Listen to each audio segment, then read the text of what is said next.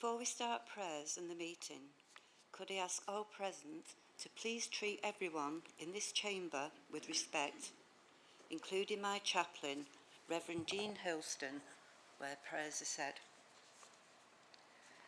Can I ask my chaplain to say prayers?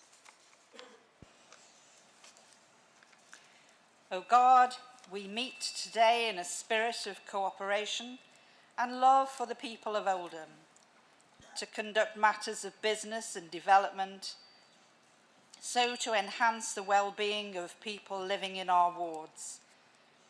May our hearts and minds be grounded in fairness and in truth, in openness and kindness of speech, respecting one another's differing views and remembering that we are each called to serve in our own unique way.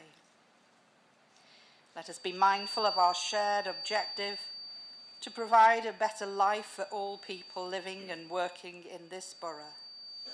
And we give thanks for Ciara Louise, for Hannah and for Ibby, and all that they have done for their communities. In all these things, we pray and seek wisdom and discernment and love for one another. Amen. Amen. May I remind members and members of the public that the meeting will be streamed live on a webcast from the Council's website. The Council has committed to conduct its full Council business in an environment that is welcoming, secure and safe for members, employees and visitors. It is important that meetings are conducted in a safe and fair manner. All persons present at the meetings should be treated with courtesy and respect. This includes members of the public, elected members, employees and visitors. Behaviours, language or actions that impact public safety, cause disruption and/or adjournment to the course of business at meetings are not acceptable. Members of the public are asked, therefore, to note the public meeting protocol, which is also available on the Council website, and elected members are reminded to note the elected members protocol and of the members' code of conduct, which was signed upon taking office, which provides details of expected principles of behaviour. The meeting protocol is available to move on the Council website. Members, please be seated.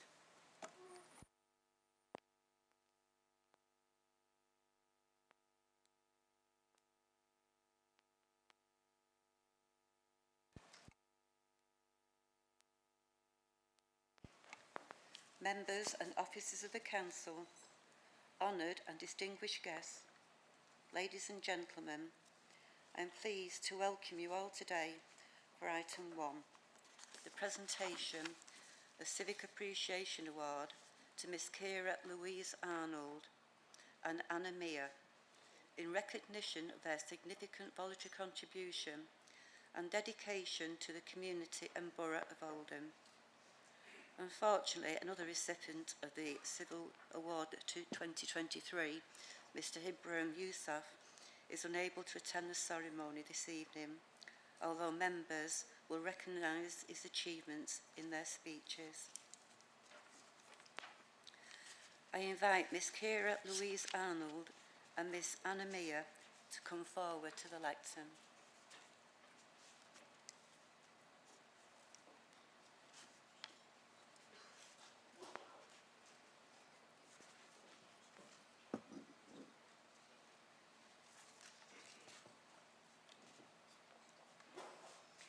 I call upon Councillor Amanda Chatterton to speak.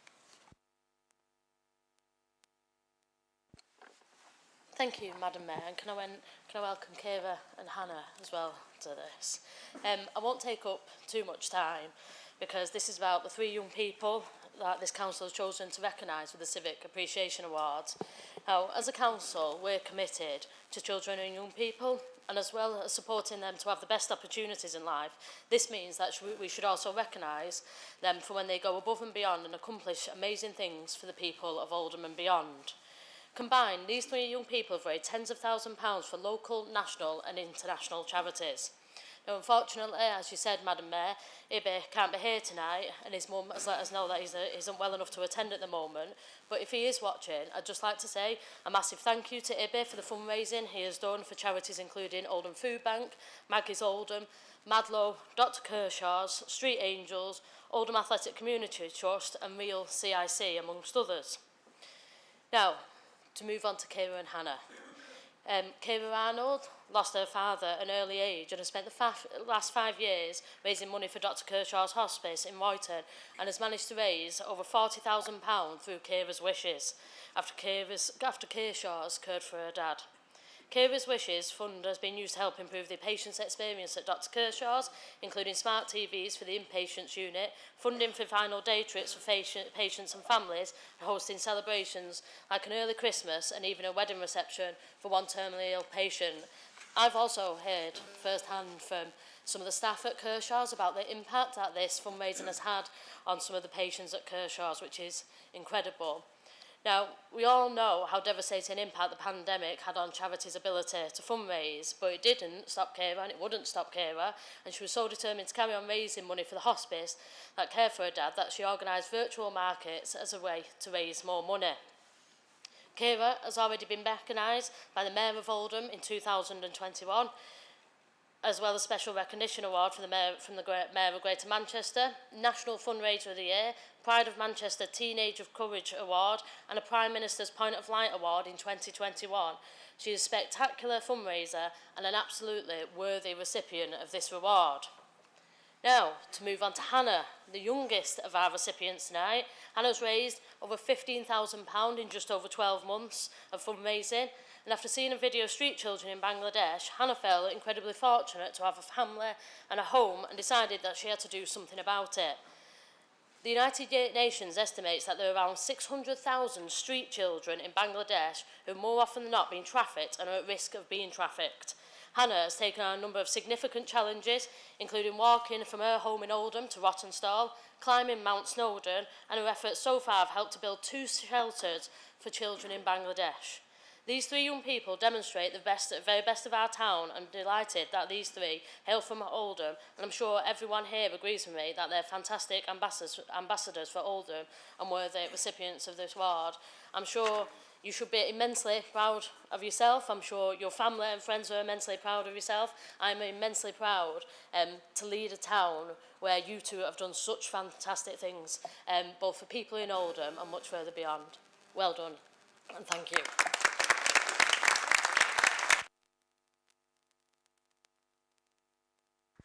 Thank you, Councillor Chedderton. I call upon Councillor Howard Sykes to speak. Thank you, Madam Mayor. It's always good going second and you cross out the bits that Amanda said, but I think some of them are worth saying again because we've got 2 exceptional young people with us tonight and a third that can't join us. It's a great privilege to pay tribute to amazing young people who are receiving the Civic Appreciation Award tonight. Kira, Hannah and Ibrahim have all raised thousands of pounds for charity despite facing many personal challenges themselves. As the leader said, Kira has been raising money via Kira's Wishes for over the last 5 years. She's raised more than 40,000 for Dr Kershaw's hospice in Royton, and if anybody's ever had a relative in a hospice, you'll know what an absolutely cracking job the hospice does, and it's a real credit for you. You're a credit to Oldham and a remarkable young person who deserves recognition, Madam Mayor. Now, coming to Hannah, who's our second recipient tonight. Hannah's fundraising efforts are global, Madam Mayor, and after watching a video about street children in Bangladesh, she was inspired to take action and attempt to make their lives better in any way she could. Again, an outstanding citizen and a model for many. Our third winner is Ibrahim, who also he recognises for his significant fundraising efforts. Ibi, as he is called, has suffered from his own poor health and has overcome significant adversity and raised a huge amount of money in total for 11 charities. I understand this all started at the age 12, Madam Mayor, when Ibby started donating his birthday money to the Royal Manchester Children's Hospital. He deserves our appreciation as well tonight. So, Madam Mayor, I said I'd be brief. These three young people are a credit to Oldham. They're a credit to our region, a credit to our country. And they fully deserve our appreciation and recognition this evening with a Civic Appreciation Award. Thank you, Madam Mayor.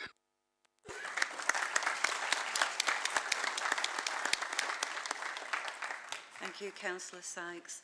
Call upon Councillor Graham Sheldon to speak. Thank you, Madam Mayor. It is a pleasure, and I've just taken a little bit out which has already been said, and I don't want to repeat it. The difference, I'm speaking on Kira at the moment, the difference that Kira's work will have made to so many families around the borough is immense. At what will most certainly be a trying and challenging time for patients and their families at Dr. Kershaw's. The impact of what Kira has done and continues to do will make a real positive impact, helping to create happy memories for the families and loved ones of those helped by what Kira helped make happen. Having been honoured at the Pride of Manchester Awards in 2021 and the Points of Light Award from the Prime Minister that same year, it is appropriate that the Council and indeed the whole borough recognise formally the incredible nature of Kira's work and to show our appreciation for all that she has done. Kira, you are a testament to the borough, and I am proud to be supporting your nomination for this award. Thank you, Madam Mayor.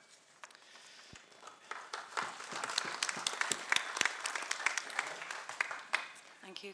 Moving on to candidate. Carry on, Madam Mayor. Hannah was moved by stories of children living in poverty and now has raised more than £15,000 for charities such as the Muslim Charity and Human Aid, which seeks to help these children improve their situation. As part of her fundraising, she climbed Snowdon and walked from Oldham to her grandfather's grave in Rottenstall, a journey of some 50 kilometres. This has helped to fund 2 shelters for children in Bangladesh, which will hopefully help to support and protect the children there. Anna has already been awarded with a Young Achievers Award from the British Muslim Awards, and I hope that this remarkable fundraising effort continues. Anna should be an inspiration to us all, and the recognition of the borough through the Civic Appreciation Award is the least we can do to highlight our support for Anna's campaign. Well done, Anna.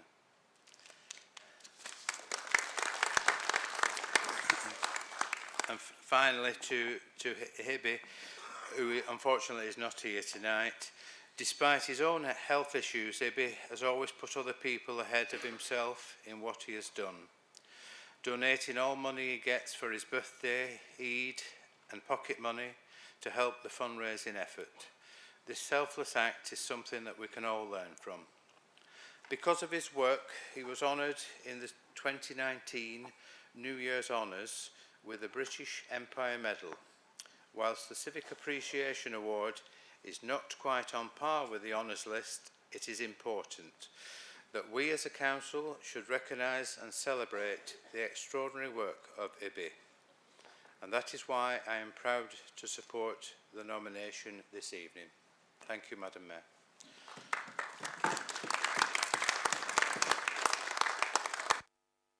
Thank you, Councillor Sheldon.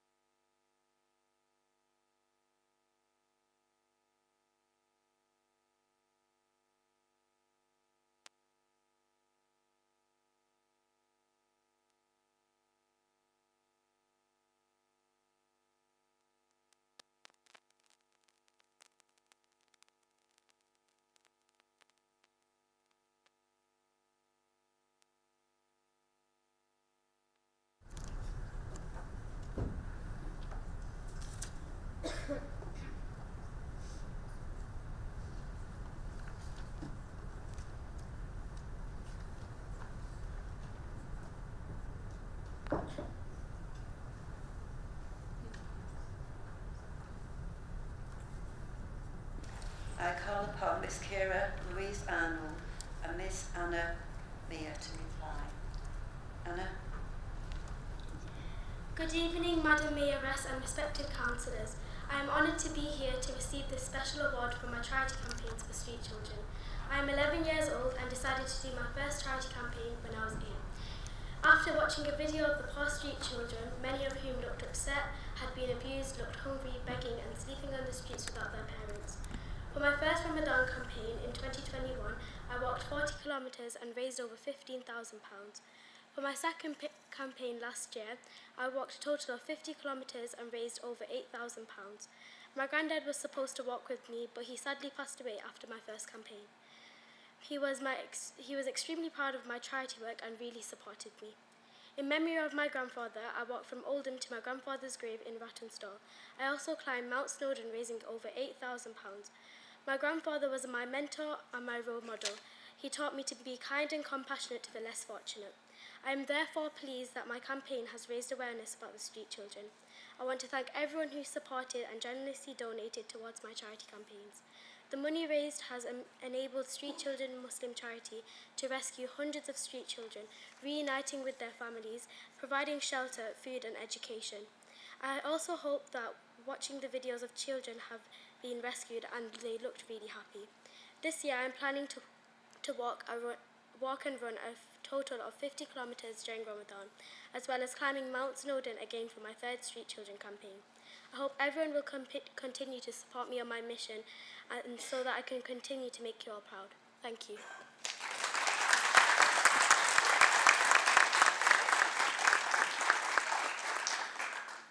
Kira?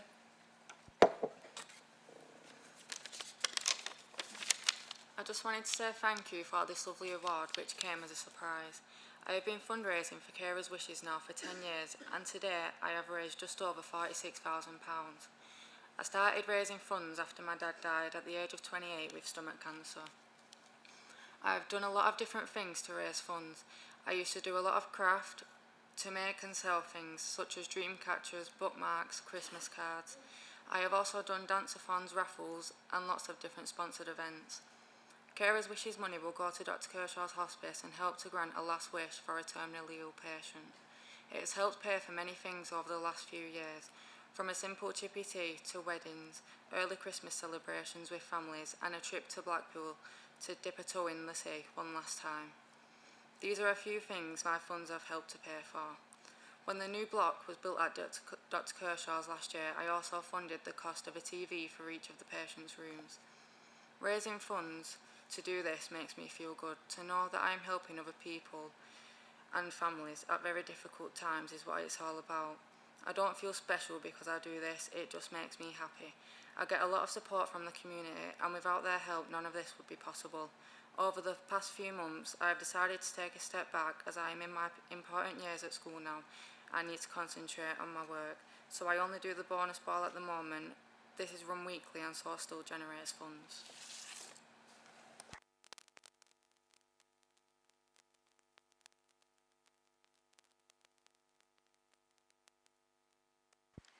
Please may I ask the Leader of the Council and main opposition leaders to join me for photographs with Miss Kira Louise Arnold and Miss Anna Mia. Thank you.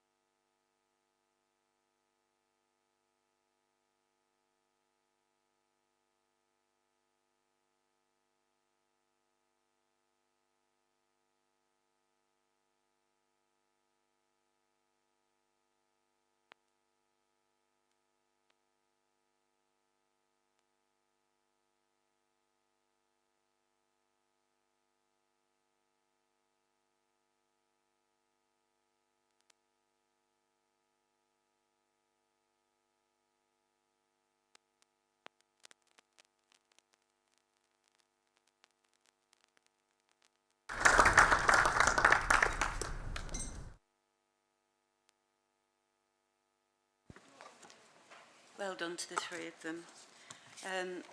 We now move back to the main agenda and we go to item 2, which is apologies. I've received apologies for absence from Councillor Shan, S. Bashford, Councillor Hindle, Councillor Moores, Councillor Lancaster, Councillor Arnott, Councillor F. Hussain and Councillor A. Hussain. Item and Councillor Barnes, sorry. Move on to item 3 on the agenda, which is the minutes. Is Council agreed that the Council minutes from the meeting held on the 14th of December 2022 and the 1st of March 2023 are approved? Thank you. Item 4, declarations of interest. Can members declare any matters to the meeting? Thank you.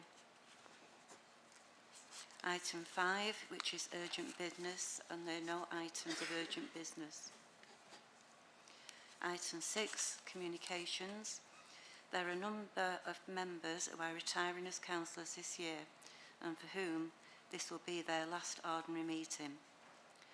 For Councillor Hume, Councillor Jabbar, Councillor Marland, to thank them for the service. Councillor Jabbar.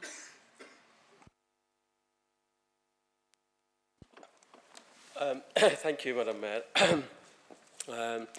I rise to speak about Councillor George Hume, who was elected in Saddleworth North in 2019, and he was the first Labour councillor in that ward. He's been a very successful councillor, Madam Mayor.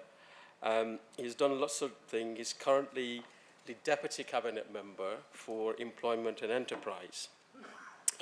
He was also a deputy to myself last year, and he's done quite a lot of work around planning in his ward. When he was my deputy, Madam Mayor, he actually got really involved in the whole green agenda. And actually, by the previous leader of the council, Councillor Scholl-Fielding, made him the tree champion and did a lot of work around that to promote the issue about safeguarding trees and planting trees. But I think, Madam Mayor, he also did a lot of work around the Greater Manchester Transport Scrutiny Committee.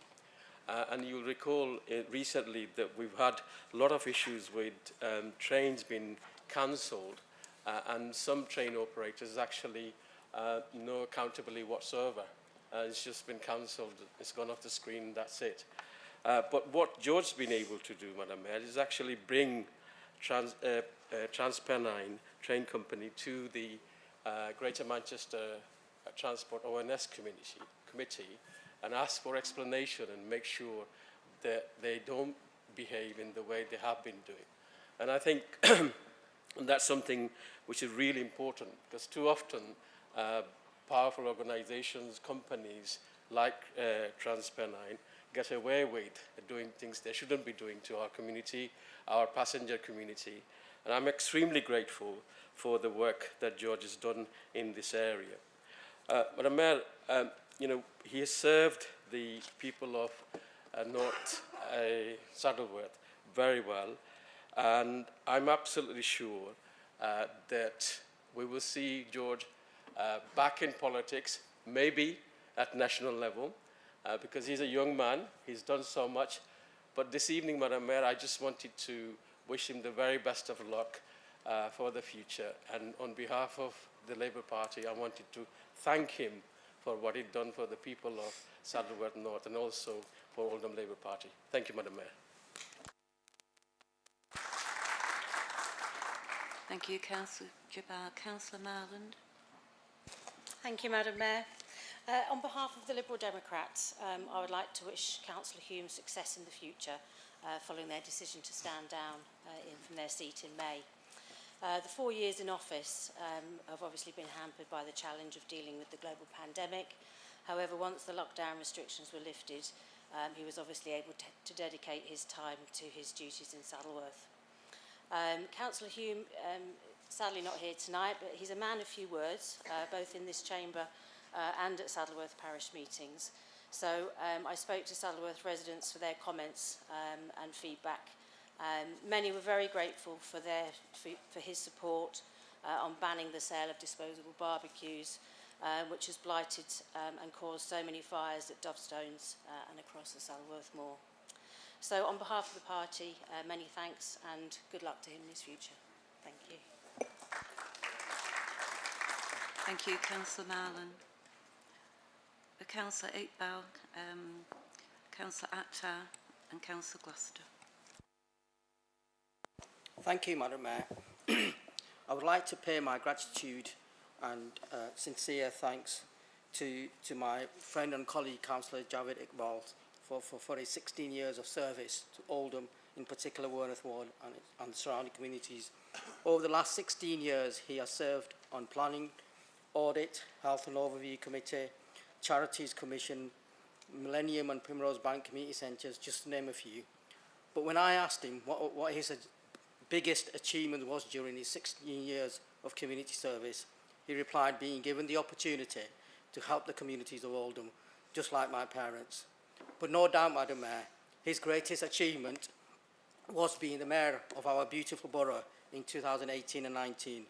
His Inspire to Aspire motto sort of inspired a lot of young people across the borough, and obviously his impression of Kojak during that year were the highlights. Councillor Iqbal and his extended family are well known within the inner wards of Oldham. Javed has decided to retire from frontline politics due to his failing health. Over the last couple of years, Javed's health has not been the best, with many hospital visits. He says that he has been trying to lose weight all his life, and now when he had given up and accepted his big and bold stature, these are actually his words, he goes and sheds 12 kilos in 1 year. Well done for that, Javed. You'll have to give me a few tips. On behalf of the Labour Group, Javed, thank you for all you have done for the people of Wornath, and we wish you all the best in your future endeavours. Thank you, Madam Mayor.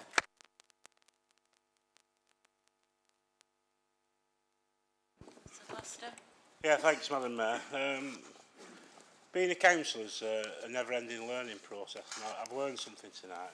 And that is, instead of sitting here and thinking, well, he's just said everything I was going to say, what you do is you do what Howard says and said, it was that good, it's worth saying it twice. So, here we go.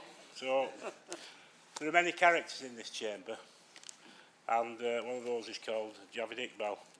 Few would disagree that Javed was probably our most high-profile mayor whilst in office.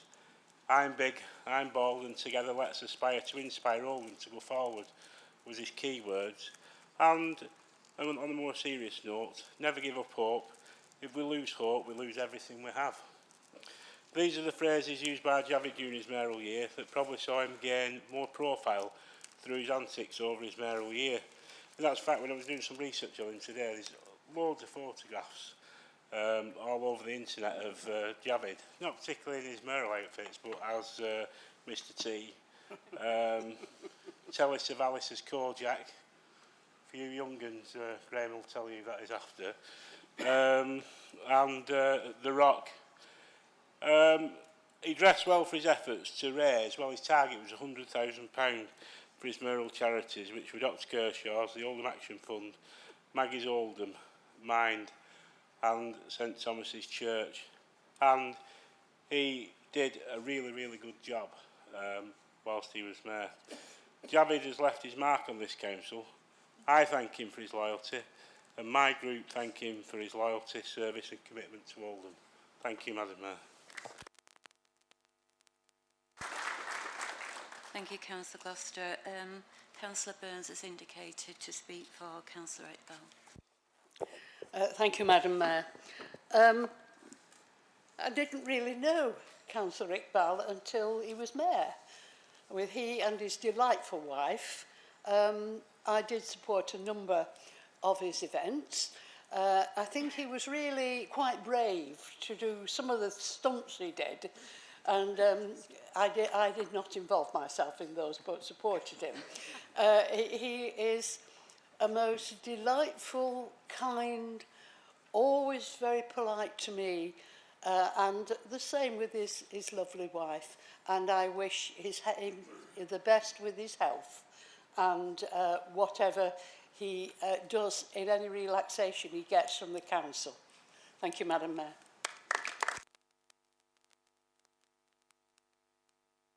Thank you, Councillor Byrne.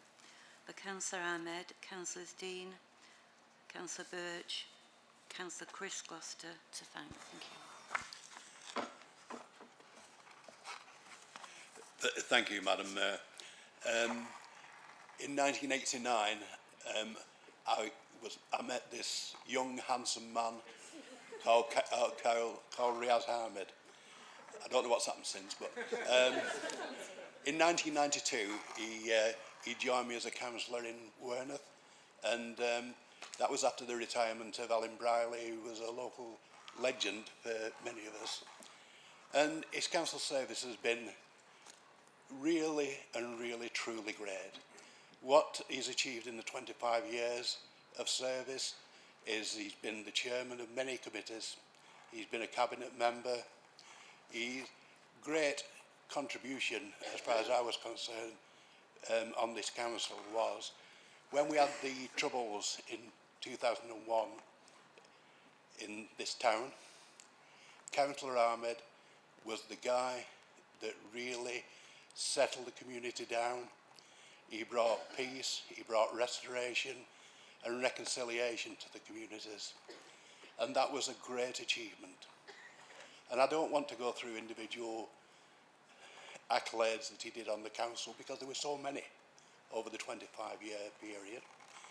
As well as his service on the council, he also served this town as a non-executive in the NHS, and subsequently in 2001 became the chair of the PCT, NHS Oldham, a post he held for 10 years. In that period, the NHS Oldham became the best performing NHS in the whole of the country and received all the awards. And you can look round this town now and see the ICU, the health centres and many other things that was inspired and created by the initiatives of Riaz Ahmed. And that's a great accolade, I think. But Riaz has lived through a lot of trouble and a lot of problems. Many people may remember that his house got burnt down just after the troubles in 2001. He's had recent issues with public media that he's fought fearlessly and won through quite successfully. And I think all of us must take heed of his bravery, his strength, and the will of his family to actually support him and go forward with him. Other things he's done, he was a magistrate in this town, I think for another 25, 30 years. Service is given as a magistrate. And I think that all of us in this town really have great respect for what he's done. And certainly, I've been a ward councillor with Riaz, I think, probably, 15 or 16 years of the time he's been on them. And his dedication to his community he serves and to local people has been immense. Well, Riaz, you actually replaced a legend in Alan Briley, whose name you can see on all these boards here. But I am one of the people, and many of them are of the mind that you have become a legend in this town and have a fantastic retirement. And I know that you and your family have had some health problems. Let's hope they all evaporate and you live a long and peaceful and happy life. Thank you, Mr. Mayor.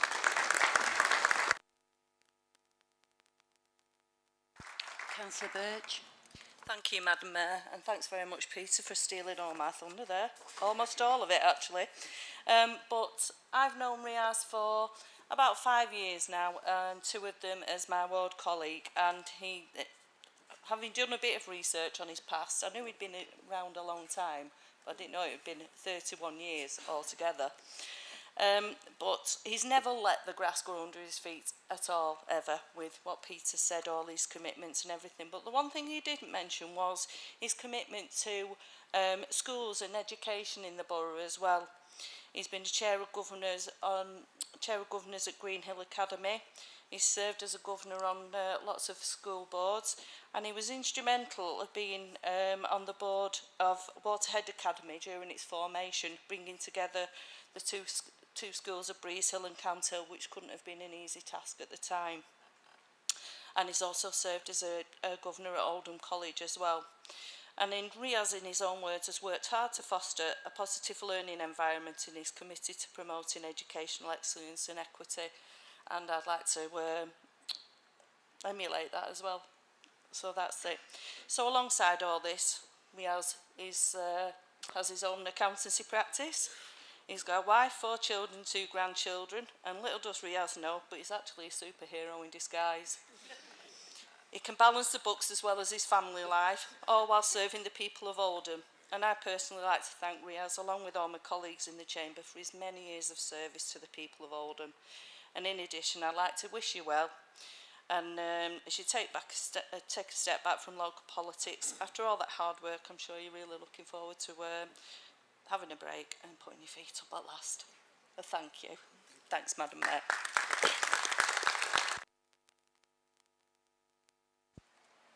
Thank you, Councillor Birch. Councillor Chris Gloucester. Thank you, Madam Mayor. Sometimes, if you hear something, it's worth hearing 3 times.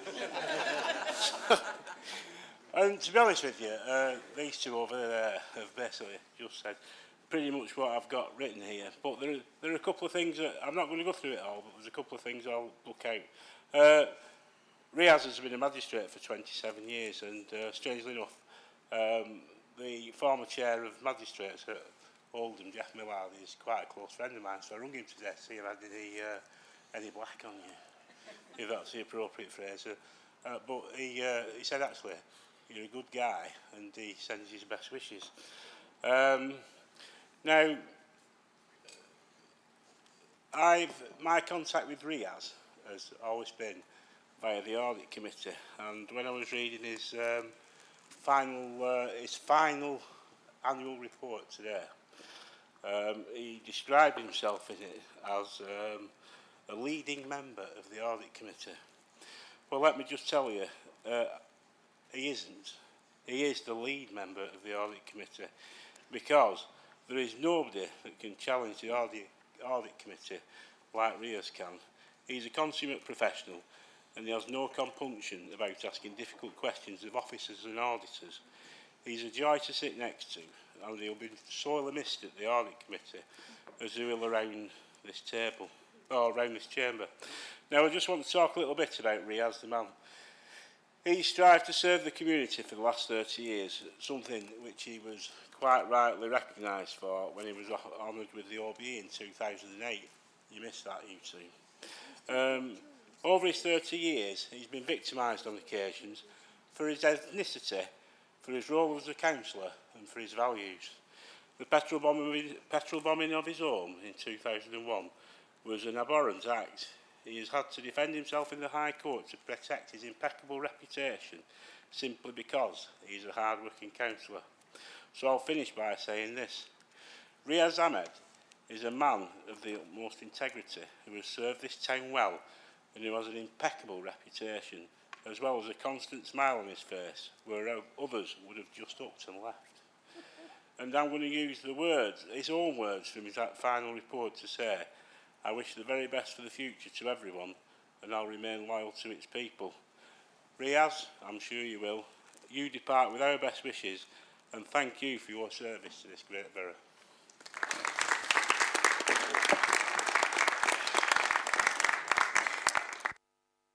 Councillor Gloucester. Councillor Sheldon. Thank you, Madam Mayor. I'm pleased to be able to say a few kind words to recognise the retirement from the Council of Councillor Ahmed. Although we hail from different parties, having previously worked as well as Councillor Gloucester on the Audit Committee, I've always found Riaz to be fair, thorough and well researched. His contributions were always thoughtful and meaningful to whatever the debate of the day was. He also served diligently as the Mayor of Oldham between 2002 and 3 and was recognised with the OBE in 2008 for his services, both to Oldham Council and to the wider community within the borough. Both of these were fitting accolades. On behalf of the Conservative Group, I would like to thank Councillor Hammond for his service on the Council and wish him all the best for the future. Thank you.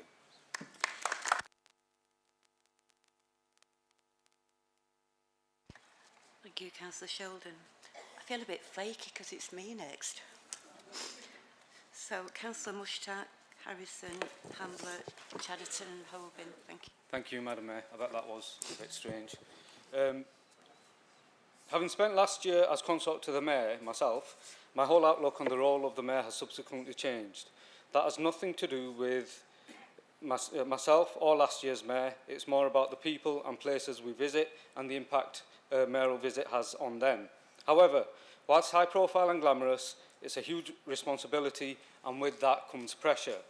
Last year, we were in this very chamber rehearsing the handover for mayor making. There were some discussions about how to do certain things. There were disagreements.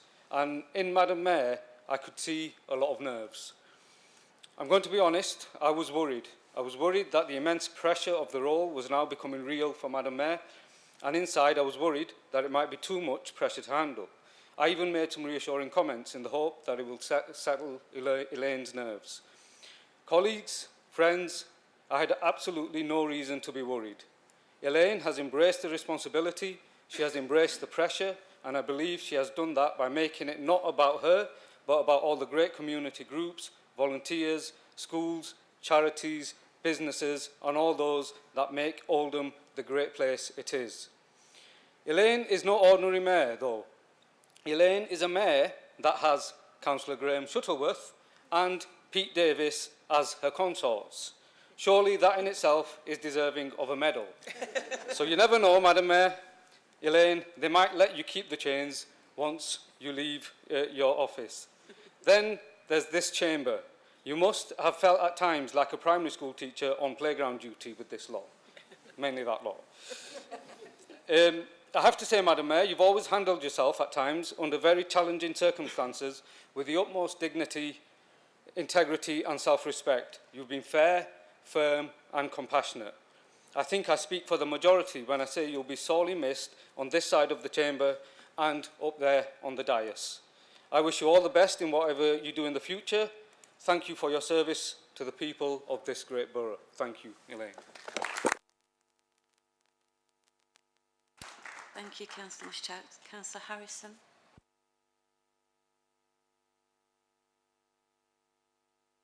Thank you, Madam Mayor. I stand with a mixture of pride, sadness and hope. Pride in everything that you've done and achieved during your time on the council, Elaine. Sadness that you won't be with us after May on the seats here, but hope that our friendship will carry on long after that. Elaine was elected in a by-election in 2012, and she served her ward in an outstanding way. She served the council in an outstanding way and the borough over those 11 years, always in an outstanding way. She's undertaken a huge number of roles during that time, and I am going to read them out. And she's been on licensing committee, licensing driver panel, audit committee, standards committee, overview and scrutiny, planning committee, equipment and adaptation appeals, homeschool transport appeals. She chaired the TRO panel, sat on NJC for local government services, she's on joint health and overview committee. She was Failsworth district chair for a while, which I think went some way to preparing her for the role of mayor. she's shaking her head. And of course she's been extremely involved with the mayoral charities, not just in her own year, but for a number of years. and everything she's done has been outstanding. So, in Elaine's own words, she said, "You don't realise how it all adds up over the years, do you? But thank you for it." And as my deputy during my mayoral year, Elaine was a wonderful support. She did everything that she could to help me, both with the charities and stepping in sometimes at short notice. So thank you for that too, Elaine. I'm not going to say much about her morality. We'll wait for Mayor Making Day when all the wonderful things can be said. But at her Mayor Making, Elaine told us about the struggles that she and her husband Peter had had as young parents, working night and day to try and pay the bills. And she joined the Labour Party and came into local politics to fight for those who were still, even today, fighting those same struggles years later.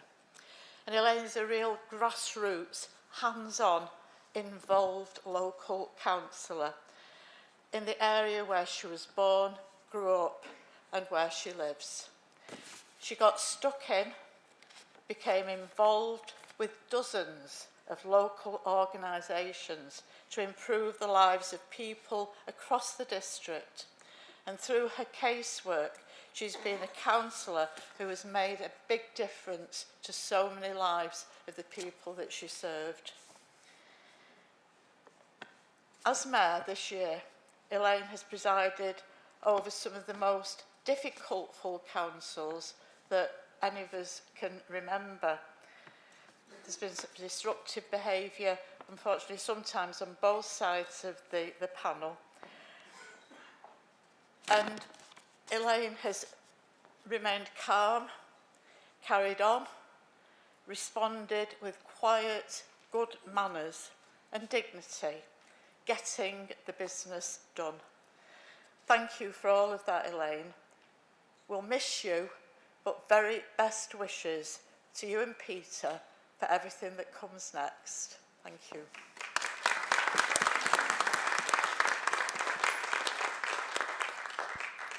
I'm definitely going flaky. Councillor Hamlet. Thank you, Madam Mayor. All mine's original. Yay! I rise to speak about yourself, and as a member of one of the parish 3 chain gangs in Oldham, I couldn't miss a chance to say a fond farewell for myself on behalf of our group. I know we have a couple more meetings before you go to hand over the chains and reins, but what a year you've had, from celebrating our beloved late monarch's jubilee to Oldham Pride, and don't worry, our fabulous brothers and sisters at George Street, George Tavern 42 Street, Oldham OL1 1LB. Councillor Shuttleworth, that's just off Union Street, just up the road there. We'll welcome you with open arms, as they did at Pride. From touring all the care homes with a book of condolence for Her Late Majesty to the residents to sign, and all the wonderful chats that we had in Shaw Crompton with those residents, and leading the borough in mourning, and of course the proclamation for His Majesty the King, and later to celebrate his coronation this year, which I hope that we will share in a few weeks' time. I also wanted to thank you, Madam Mayor, for allowing me to share some of the wonderful civic tours which we've had, and we've had quite a whirlwind of them, to offer to schools and groups, and the most recent, of course, being this week, which of course is Pennine Mencap, who said they were so taken aback having tea with the Mayor in wet ponchos. Lastly, I hope you do keep your straw boats and glasses from your brilliant mayoral dinner, and as you decide that your future lies beyond the yellow brick road. And I do wish you all the very, very best for the future ahead. So thank you very much, Madam Mayor. All the best.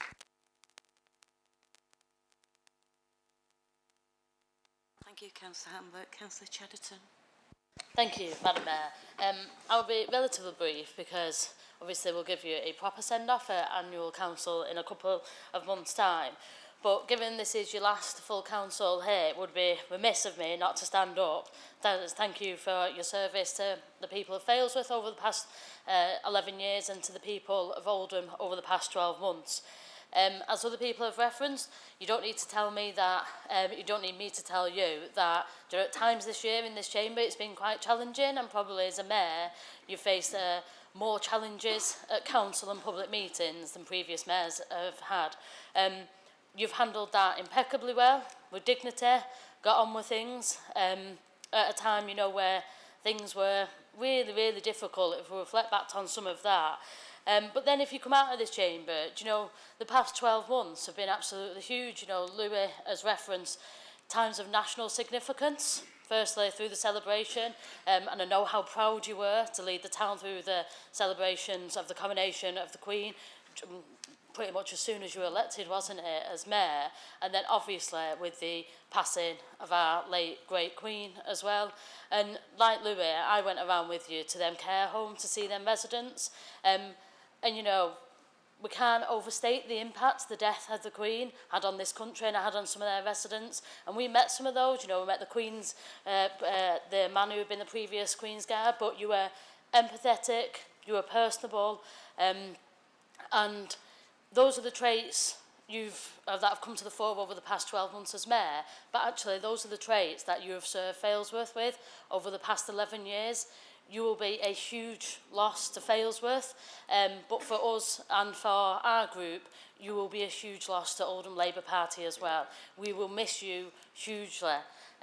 Thank you for everything. Enjoy the retirement, enjoy the time with Steve, and enjoy the time with your grandkids, Madam Mayor. Thank you. Thank you, Councillor Chedderton. Councillor Holbin. Thank you, Madam Mayor. I would just like to say from what Councillor Mushtaq says, possibly the naughty corner in your year as sat in that chair, how grateful we are for the work that you've done in your role, how grateful we are for the work that you've done for the town and for Failsworth. And it has been a difficult year for you, and you've done tremendous representing this town, sat in that chair, and across the borough in the things that you've done. And I do know, I hope, that any disagreements that we've had in this chamber have stayed in this chamber, and it's been nothing personable. And outside of here, we can remain friends and on talking terms, and I look forward to seeing you in your retirement in some of the hosteleries in Failsworth, and I'm sure I can get you and Peter a pint next time we see you. All the very best.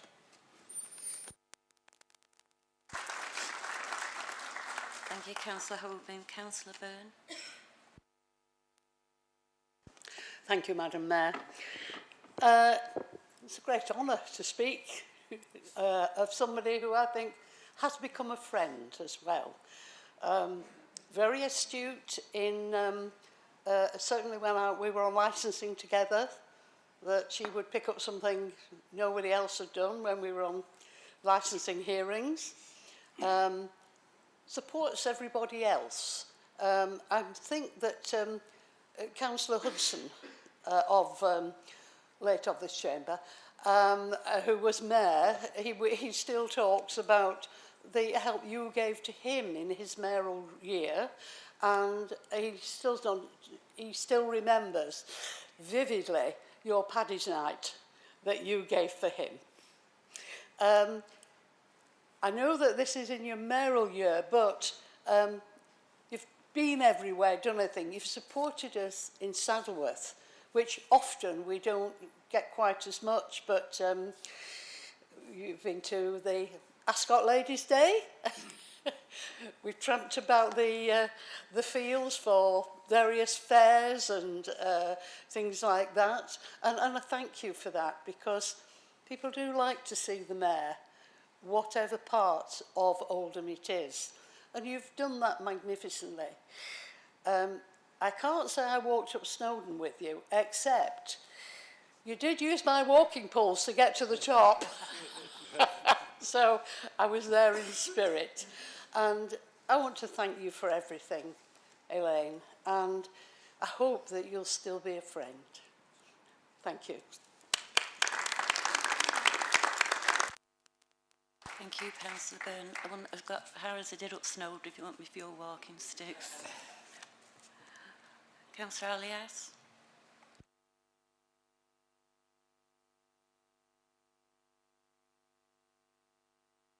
So, Speaking over Councillor Alias, Councillor Jabbar, Councillor Marland. Thank you, Madam Mayor. Can I also pay my tribute to yourself for all the work that you've done for this borough? But speaking for Councillor Mohammed Ilyas, Madam Mayor, Councillor Ilyas was elected 2019 for the Medlock Board, and he's been on a number of committees since he's been elected. He's been chair of South District Partnership, and he's currently the chair.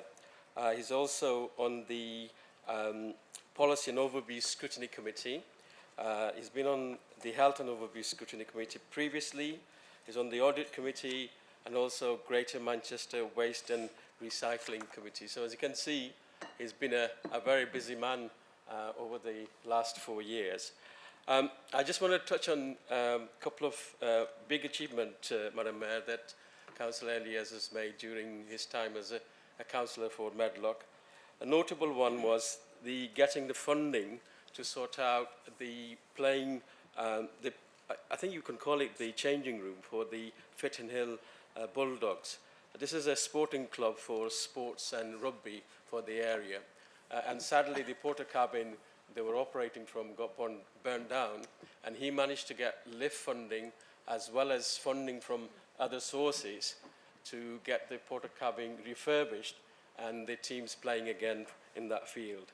I think that's been a really good achievement for him, and it's only happened, Madam Mayor, because of his determination to make sure that he finds funding to be able to get that porter cabin repaired. He's been a very active ward councillor. He's done lots of work and casework for people throughout his tenure. Today, Madam Mayor, I just want to pay our respect for all he's done for the people of Medlock and all he's done for the Labour Party here and the service that he's given to Oldham Council. I'm sure, Madam Mayor, sometime in the future he'll be back in this chamber, but for this evening I just want to thank him on behalf of the people of Medlock and on behalf of Oldham Labour Party for what he's done as a councillor during his term. Thank you, Madam Mayor.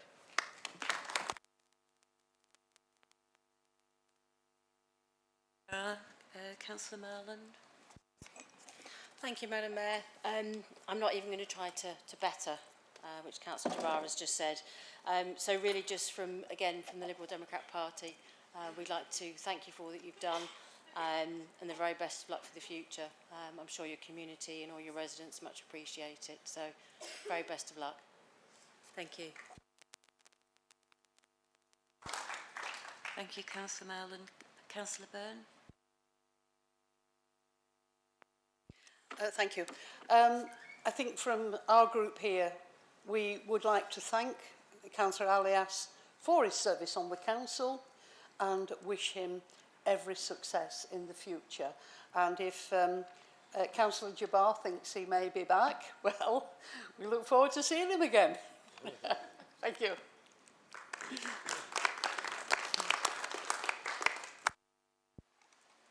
Thank you, everybody. Move on with the agenda. It's item number 7, which is petitions. There is one petition for council to note.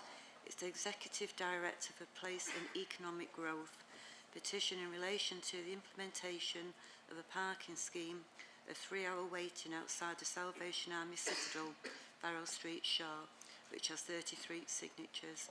Does council note this petition?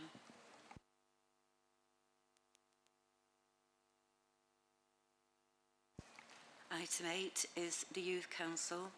I call on the Youth Council to present their motion.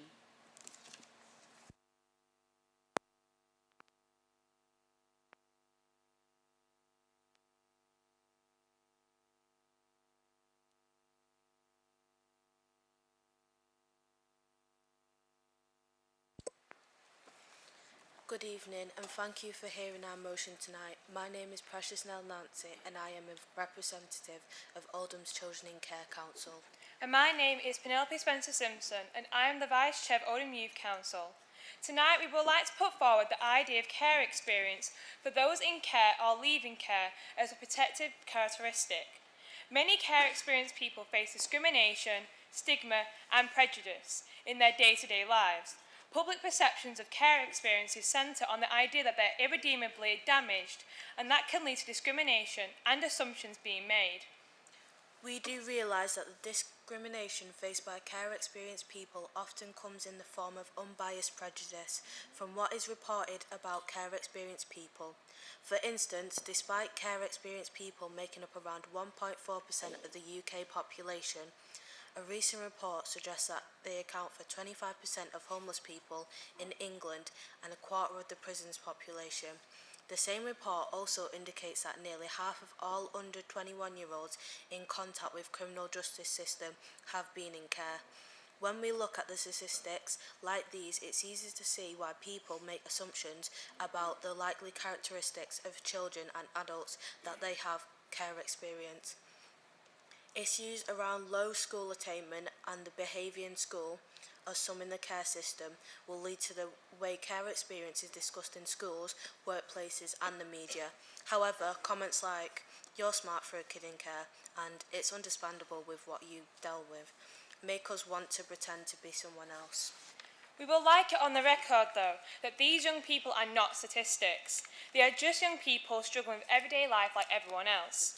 We feel that when things go wrong, it is expected due to their circumstances, but if things go right, they succeed despite their circumstances.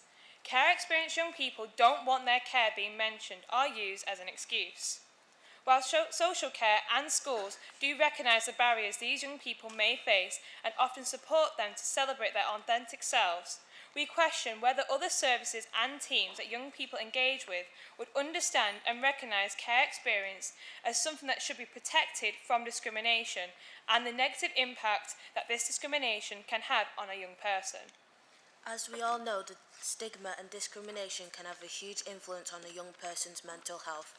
Young people have told us that facing discrimination and being treated differently from their peers can ultimately lead to feeling worthless. This in turn makes it harder to feel confident in processes that will support a young person feeling settled and achieving positive outcomes.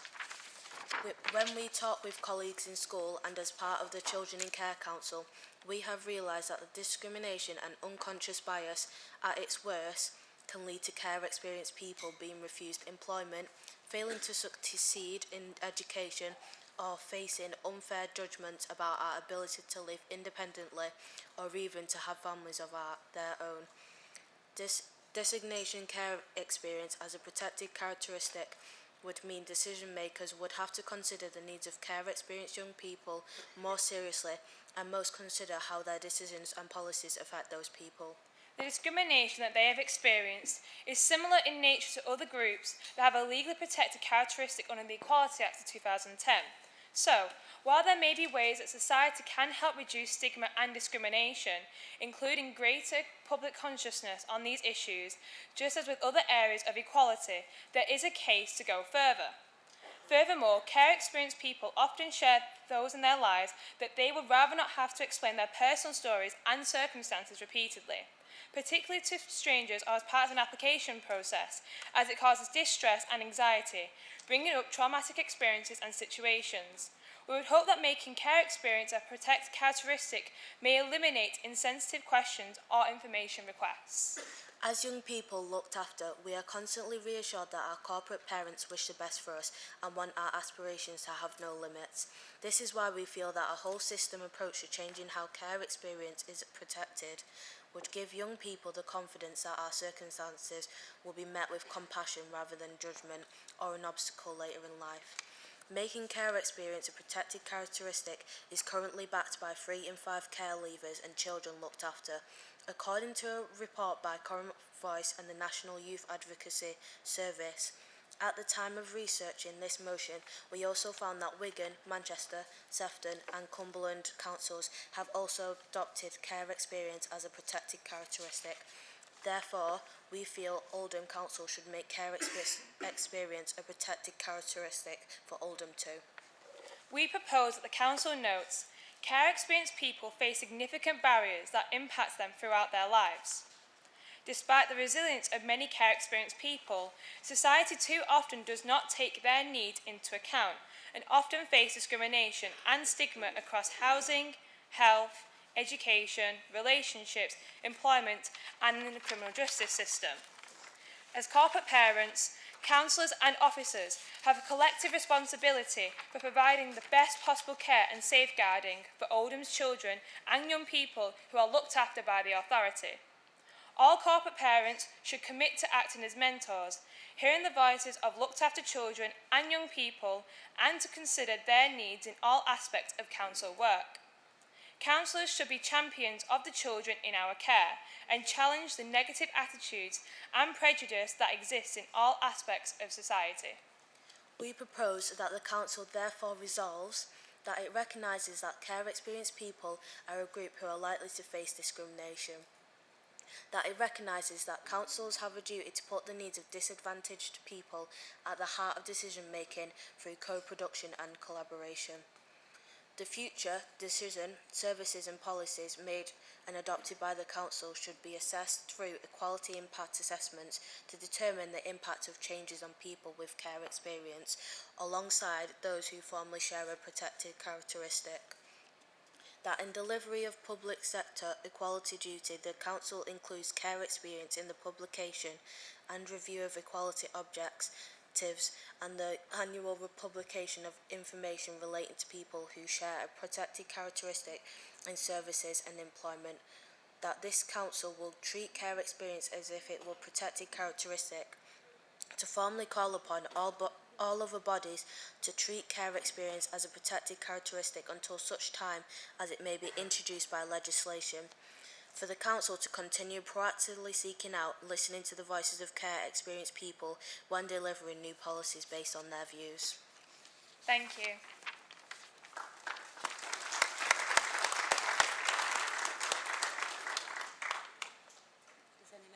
Does any member wish to speak? Councillor Birch. Thank you, Madam Mayor. I rise to move this motion and recognise the issues faced by care experienced young people as indicated in this motion. The motion focuses on the stark reality for care experienced young people and demonstrates that something's gone fundamentally wrong with the system, as highlighted by the figures that you've produced there on homelessness and those in the criminal justice system. As corporate parents, we do have a duty to do whatever we can to help and support those with care experience and to try and make the care system the best that it can be. Children and young people are a key priority of this Council, and the recent £15 million investment into children's services has all been to try and make our children's social care system as good as it can be. This is because the children and young people of Oldham deserve it. Care experience is already a key characteristic of the decision-making process, and the current administration is, however, happy to expand on this further and formalise it in the revised equality impact assessment tool. The Council's policy team have begun to look at this and how to incorporate care experience into the criteria of the equality impact tool.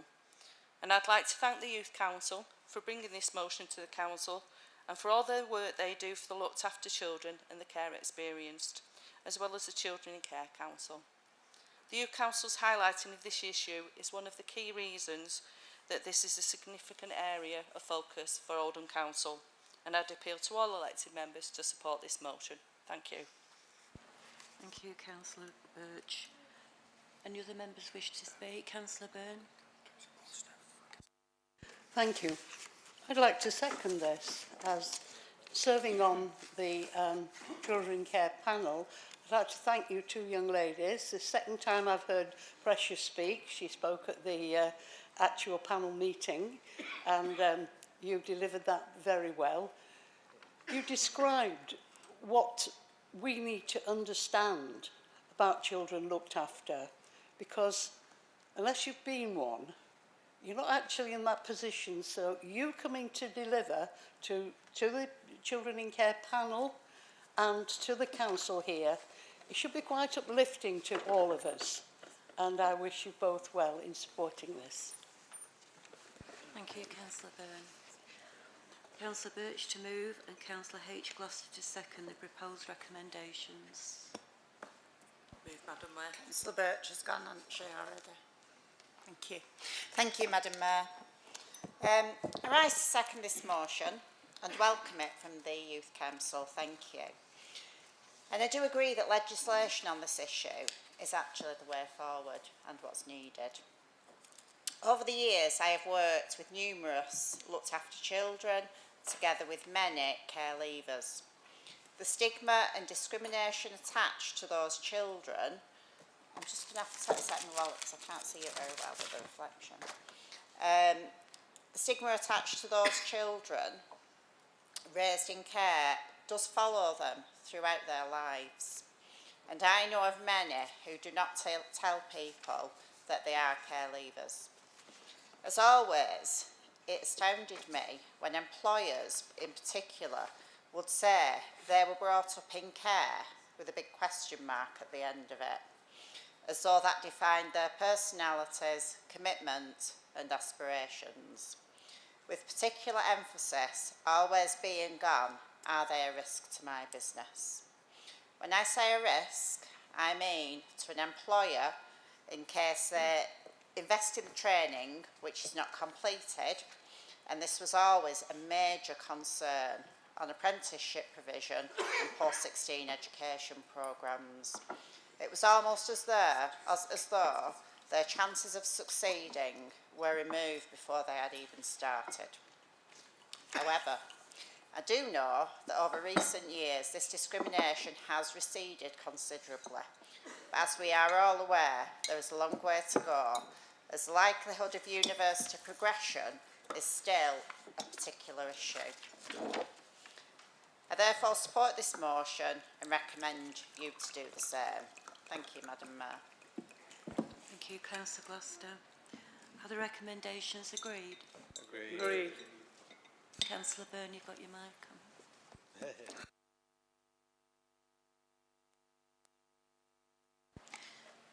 So we move on to item 9, which is question time.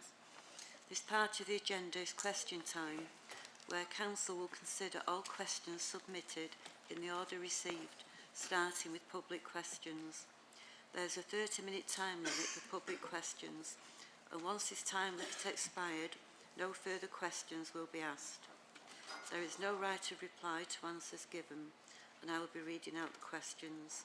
If the time limit is expired and a member of the public has submitted a question which has been ruled in for consideration, the question and response will be published on the Council's website. The first question has been submitted by Carl Bardsley. I would like to ask the relevant Cabinet member how much of the £3 million cost of living package announced by the Council leader on the 21st of September 22 has gone towards the heating of the town's library's warm banks. I call on Councillor Chatterton to respond. Thank you, Madam Mayor. And can I thank Mr Bardsley for his question. In Oldham, we have 37 warm banks across the borough, and 11 of these are council-owned libraries. No additional funding has been allocated to Oldham libraries as the warm banks, as they run during normal open hours, which include evenings and weekends. In addition to the 11 library warm banks, we also have helped 26 community groups establish warm banks, making support much more accessible for our residents in their local area. Approximately £40,000 has been allocated to support the running costs of these community facilities, paying for heating, lighting, staffing and refreshment. The support of our voluntary community has been absolutely amazing over the past 6 months, with many warm banks put in place quickly in response to the cost of living crisis. Thank you, Madam Mayor. Thank you, Councillor Chatterton. The next question has been submitted by Tia Henderson. As an Oldham care leaver and ex-youth mayor of Oldham, I recently found myself classed as intentionally homeless due to rat infestation of my home and not accepting the emergency accommodation as it didn't take in pets, and I have a dog and a ferret. My circumstances led to me being homeless for 6 months, so I'd like to know what is being done in Oldham to ensure that pets are not a barrier to anyone needing emergency accommodation due to being homeless as a result of unsuitable accommodation, domestic violence, mental health, or anyone who is struggling financially. I call upon Councillor Chatterton to respond. Thank you, Madam Mayor. And can I thank Tia for her question as well. Great Places and Waits, who are responsible for providing housing management services to TIA, have fully accepted that they failed to provide immediate response to the rat infestation, which resulted in TIA being unable to continue to live in her home. Great Places and Waits have apologised to TIA and have implemented measures to ensure tenants do not suffer similar circumstances in the future, and I hope no resident in Oldham would suffer any similar circumstances going forward. The majority of Oldham Council's emergency accommodation is supplied via contracts between Oldham Council and hotels or third-party providers. It's for the owners of the hotels or the third-party providers to agree if pets can be accommodated in accordance with the provider's own policies regarding pets. We try to source accommodation providers who will take pets. However, to date, we have been unsuccessful. We do continue to seek accommodation providers that will allow this and also meet the specific accommodation requirements.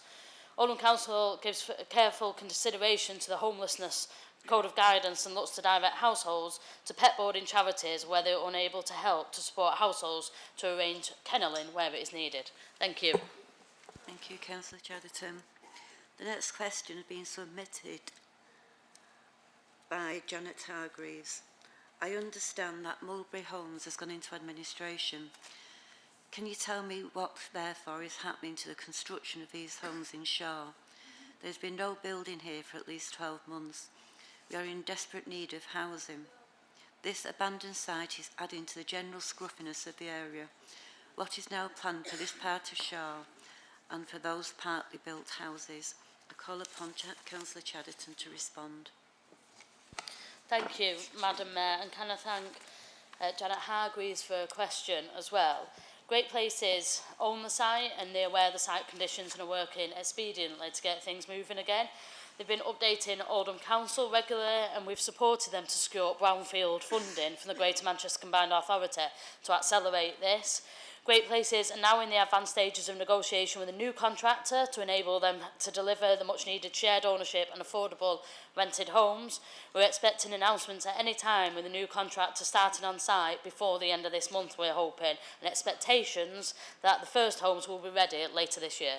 Thank you. Thank you, Councillor Chatterton. The next question has been submitted by Joshua Charters. I attended the consultation for the proposed new homes in Durka, which was held in December by Hive Homes, and I wanted to ask the relevant cabinet member when we'll see these new affordable homes delivered in Durka. Can they also provide an update on the accessible homes being built on Flint Street and when they will be available for those in need of vitally important homes? Councillor Chatterton. Thank you, Madam Mayor. And can I thank Josh Charters for his question as well. Hive Homes have already started pre-construction works in preparing the area for building works, and the legal contracts between Hive and the council have now been exchanged. We anticipate that the main construction works will start in the next couple of months. The wheelchair accessible homes proposed for Flint Street form part of a programme on small sites across Oldham. We're working closely with our partners to assess how best to deliver these much needed homes and expect to make an announcement in the near future. Thank you, Madam Mayor. Thank you, Councillor Chatterton. The next question has been submitted by Michael Harwood. Please could I ask for an update on the position of the Coliseum following withdrawal of Art Council England funding and what can the council do to help? I call on Councillor Taylor to respond. Thank you to Michael Howard for his question. I want to start by saying that the decision the Coliseum Board took to close at the end of March is not because of anything that Oldham Council has done. Our funding to the Coliseum remains, as does their rent-free use of the building. When the National Portfolio Organisation decision was announced in November, we expected the Coliseum to carry on operating. Presumably, so did they, because they put the tickets on sale for the pantomime. However, it quickly became clear that the operation was not financially viable without the Arts Council England funding, and unfortunately the Coliseum Board made the decision to close their doors. Like many people across Oldham, I was obviously very upset by the news that the Coliseum Board had decided to close, but it is clear that their financial situation, since they lost the Arts Council funding, is incredibly challenging, and they are having to make some tough decisions about their future. As an independent organisation, we cannot control their decisions or speak for them, but we can and have supported them during their difficulties. The Coliseum have recently appointed new board members who are leading work on the organisation's future. We are in discussion with these board members about future plans, as well as plans for investment in arts and culture in the borough. Oldham has a rich cultural heritage and we recognise the value that this brings to the town.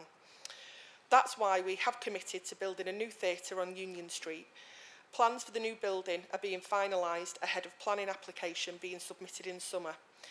We continue to work with the Coliseum Board to shape what their role might be in the new theatre and hope a way can be found that protects the artistic legacy of the Coliseum and maintains a producing theatre company in Oldham. Thank you.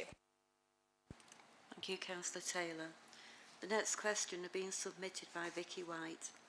Parking around schools at the start and end of the school day is a problem in Chadderton. Residents complain about people parking across driveways, on corners, making it hard to see oncoming traffic, and ignoring requests to move their cars, causing obstruction and preventing residents getting to their homes.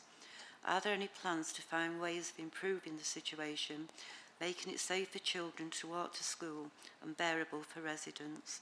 I call upon Councillor Roberts to respond. Thank you, Madam Mayor, and thank Vicky White for her question. As more and more children are now driven to school, parking concerns in local communities have increased significantly, as she describes. Residents report that parents and guardians continue to park as close as possible to the school gates and increasingly have little or no regard for other motorists, residents and pedestrians. Unfortunately, the issues that you describe are common on streets around most schools in the borough. There are 2 camera enforcement cars who visit every school frontage on rotation, but they can only enforce school keep clear markings and bus stop clearways. Any other parking restrictions have to be enforced by an officer on foot. They tell us that parents wait in their cars, and when enforcement officers are seen, they simply drive away for a short period of time, making enforcement very difficult. The legislation is complicated when it comes to issues and concerns outside schools, which doesn't help. For example, if there are vehicles causing an obstruction by obstructing a driveway, then there are no parking restrictions in place, this can only be enforced by the police. I share the frustrations and increasing concerns from local communities and from schools themselves. I know that head teachers frequently write to parents asking them to be more considerate, which is why the Council is supporting a school streets programme. With these projects, the Council works with communities, partners, schools and local businesses to explore a range of initiatives which might help to encourage children to choose to walk or cycle to school, so active travel initiatives, and in turn reduce the dependency on the car for what are very often very local school journeys. Thank you, Councillor Roberts. The next question has been submitted by Jason Pappy-Jones. The Egyptian rooms at the Old Town Hall is unique. I'm a bit anxious about the work just starting, even though it would be good to have the space used and more food choices in Oldham Town Centre. Can the leader assure me that the refit will preserve the historic features that give the room its name, and how long will the work take? I call upon Councillor Chadderton to reply. Thank you, Madam Mayor, and can I thank Jason for his question as well. The fit out of the Egyptian room has been granted with full listed building consent, which involved architects working closely with the Council's conservation officers. This work has been developed to specifically ensure that the fit out works preserve and do not adversely affect any heritage or historic features. The plans for the food fit out can be viewed online on the Council's planning portal. The contract was awarded to the hub contractors and the works already started. The schedules for completion later this year, subject to everything processing as planned. Having recently been down to the site on a visit, I can say that I can't wait for this to open. As it looks at the moment, it does preserve our heritage. It's absolutely incredible, that whole building. It'll be a real asset to the town, and I cannot wait to see it full of people, Madam Mayor. Thank you. Thank you, Councillor Chadderton. The next question is being submitted by Jodie Entwistle. Can the Cabinet Member for Finance explain how council tax works and why a house in Band D has a much lower council tax in the City of Westminster? I call upon Councillor Jabbar to reply. Thank you, Madam Mayor, and thank Jodie for her question.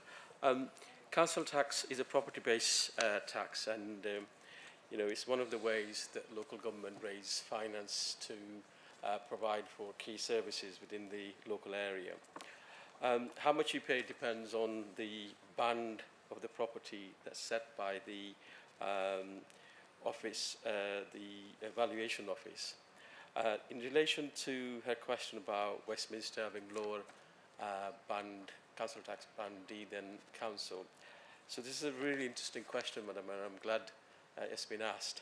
So in Westminster, they have much higher number of higher band properties. So for example, band D, band E, band F, band G, they have much higher number in Westminster than we have. We have the other way around. We have band A, band B, band C properties more, and therefore our charges are much higher than it is in Westminster.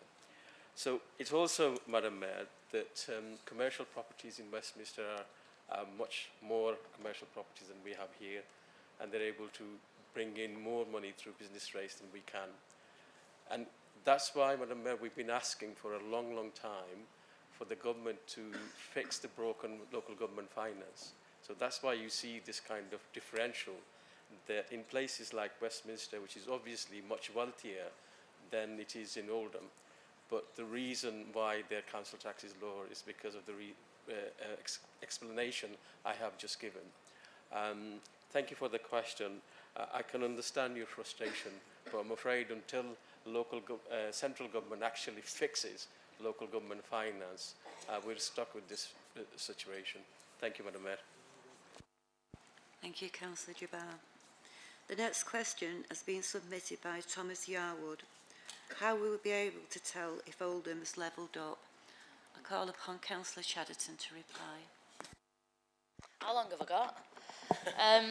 So, this is $1 million question, isn't it? So, really simple question with an incredibly complex answer, and I suppose some of it, and I won't go into too much, but I suppose it's about what you define levelling up. Does it mean something?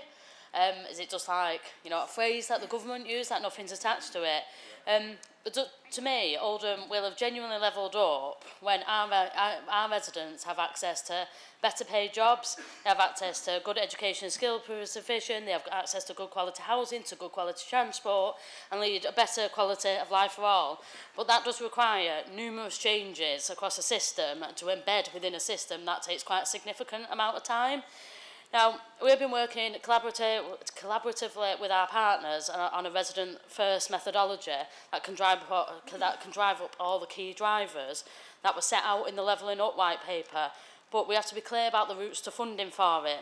Now, our regeneration programme is delivering new education, new health, new employment, new housing, but successes include the new diagnostic centre in Royton, new schools in Saddleworth, a new school over the road. We were successful in our Levelling Up bid for Green Tech as well, and we're excited to be working with Rochdale and Bury on our ambitions for Atom Valley. The Oldham Economic Review, a set of recommendations that would help us grow the right skills and the new opportunities, which include roles in the Green Tech Centre and in health and social care. Now, working with Innovation Greater Manchester, the Council is supporting innovation companies to thrive and new ones to invest as well.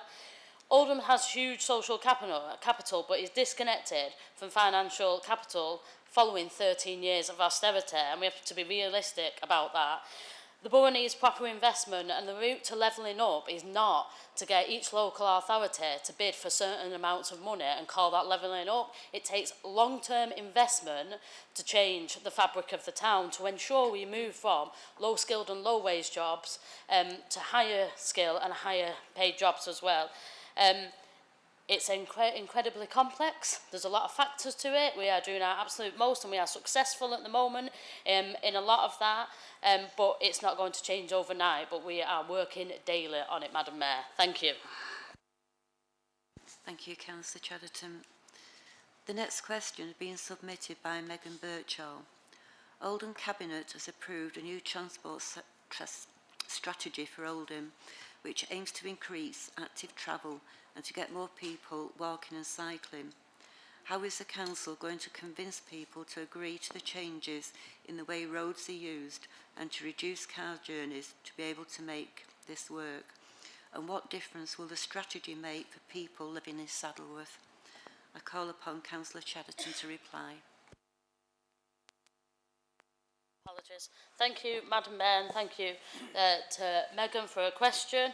The recently approved transport strategy aligns with both the national and regional policy and unlocks funding streams which aim to move journeys away from the private cars to walking, cycling or public transport where possible.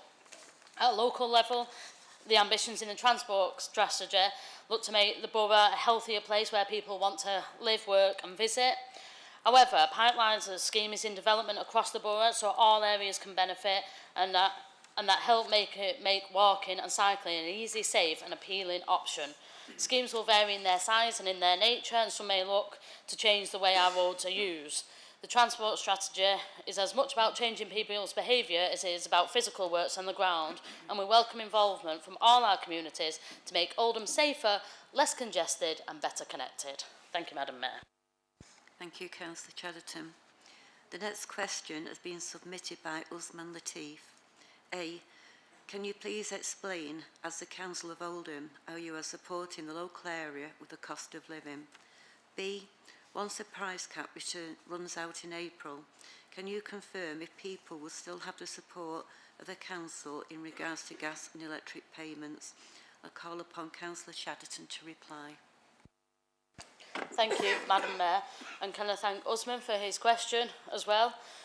To help those who need it the most, we're investing more than £3 million to provide funding for energy, food and childcare, as well as extending the range of existing support available, such as the Citizens Advice Service and community engagement teams, who go door to door, checking on people's welfare and helping them access the support that they're entitled to.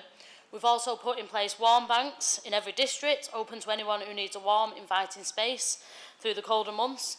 And as part of the £3 million invested to support our residents, we're currently extending the Warm Homes team to provide additional support to residents of Oldham, providing telephone advice and home visits to support residents in understanding how to reduce energy usage and therefore their energy bills. Thank you, Madam Mayor.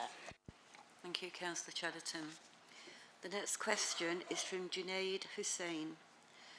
With central Manchester booming in the technology sector, it would be good to see the tech startups and smaller tech businesses locating to Oldham. It's an opportunity to attract businesses who may not want to be in the higher operating cost in central Manchester, but still want to stay close, not discounting the excellent transport links Oldham has to offer. This would not only help Oldham grow economically, but create opportunities for Oldham residents and local entrepreneurs. Does the Council have any prospects for such investments? Can Oldham Council request funding through the Northern Powerhouse Initiative? I call upon Councillor Akhtar to reply. Thank you, Madam Mayor. First of all, I'd like to thank you, Junaid, for the question. Oldham is already home to a number of brilliant tech businesses, such as Cordley, Sudlow's, Innovative Technology and Needy. We want to build on this. Encouraging businesses to start up, grow and relocate to the borough is a key priority for the Council, and as such we do have several prospects in development. Through the Levelling Up Fund, the Council secured £20 million, of which £8.8 million which will be used to create a green tech enterprise centre, helping to support the start-up and growth of business in that sector. The Green Shoots Enterprise Centre will be located in Oldham Town Centre at Roadworks. It will provide managed workspace as well as a location for green tech businesses. It will also provide a space for businesses to collaborate, innovate and support to help them grow. We are expecting the centre to be operational from March 2025. Money has also been secured via the Future High Street Fund to transform the derelict Prudential building on Union Street to create an incubator facility for start-up businesses focusing on the digital, media and creative sectors. The aim is to turn the 19th century building into a vibrant and modern workspace that will attract young and upcoming tech businesses. The building will be refurbished to create private and open co-working spaces, and an event space, a cafe and a lounge. We are hoping that the Prudential building will be operational again from March 2025. Finally, a new business space known as the Hive is also being created as part of refurbishing the upper mall areas of the Spindle Shopping Centre, building on a legacy of excellent enterprising businesses here in Oldham. The Hive will provide a focus of activity for new and budding entrepreneurs. It will be a hub to link together different resources and social enterprises with entrepreneurial skill activities, as well as creating opportunities for collaboration and co-working by providing a space for businesses to meet, hot desk and co-locate. The Hive is expected to be open later this year and to kickstart the ambitions for new business growth and social enterprise here in Oldham. Thank you, Madam Mayor. Thank you, Councillor Uptown. The next question comes from Bibi Khan. What will happen when the current Don't Trash Oldham campaign comes to an end? What will the council be doing to tackle the fly tipping issues we face daily? And how will not only the hotspots, but the whole borough kept clean and tidy, please? I call on Councillor Roberts to reply. Thank you, Madam Mayor. Thank you, Bibi Khan, for her question. Dealing with environmental crimes and fly tipping will remain a priority for Oldham Council once the current Don't Trash Oldham campaign comes to an end later this year, following the 2 years of dedicated activity across the borough.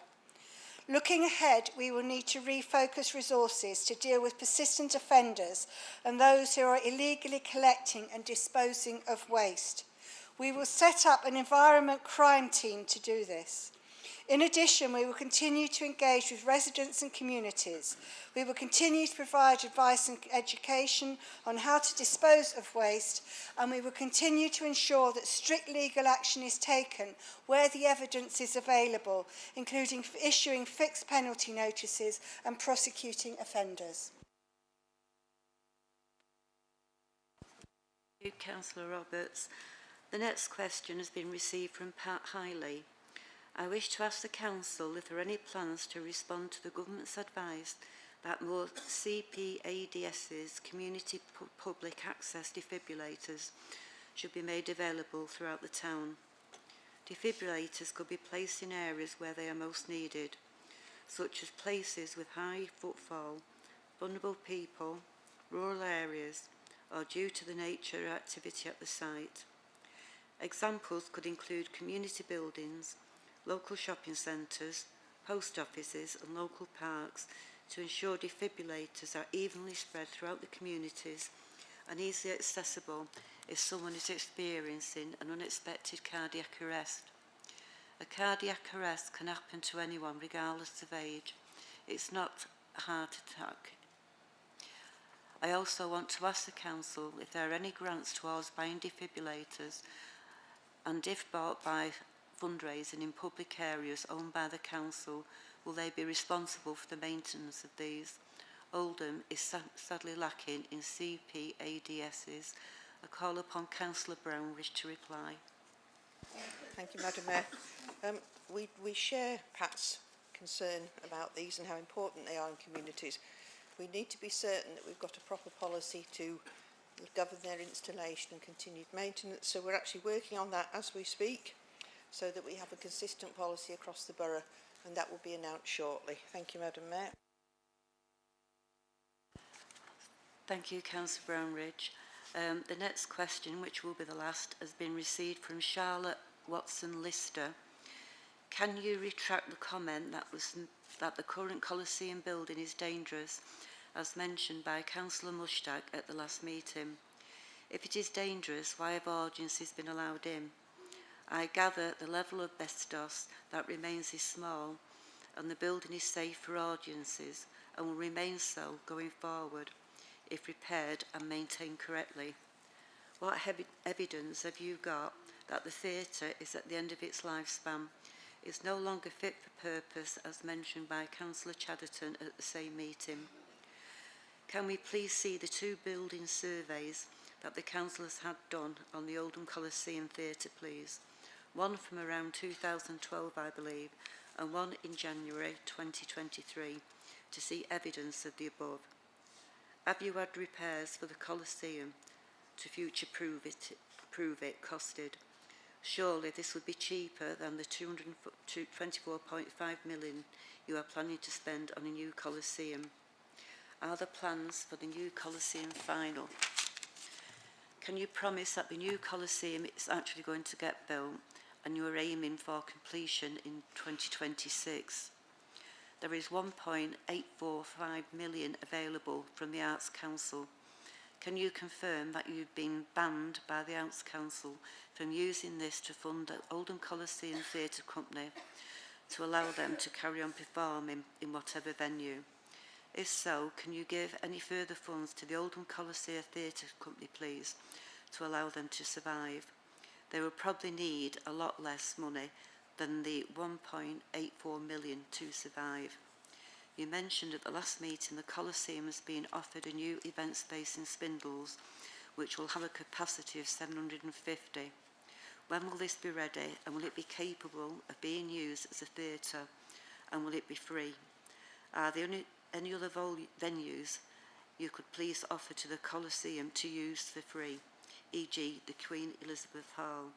I look forward to having the above questions addressed at the meeting.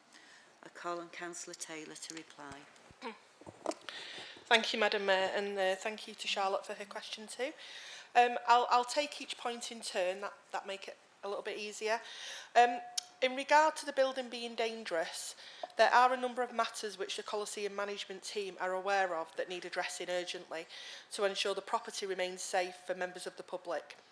The Coliseum team themselves have flagged issues including water pipe bursts, damp and mould and wall instability, all of which are currently in hand with no risk to staff, performers or audiences.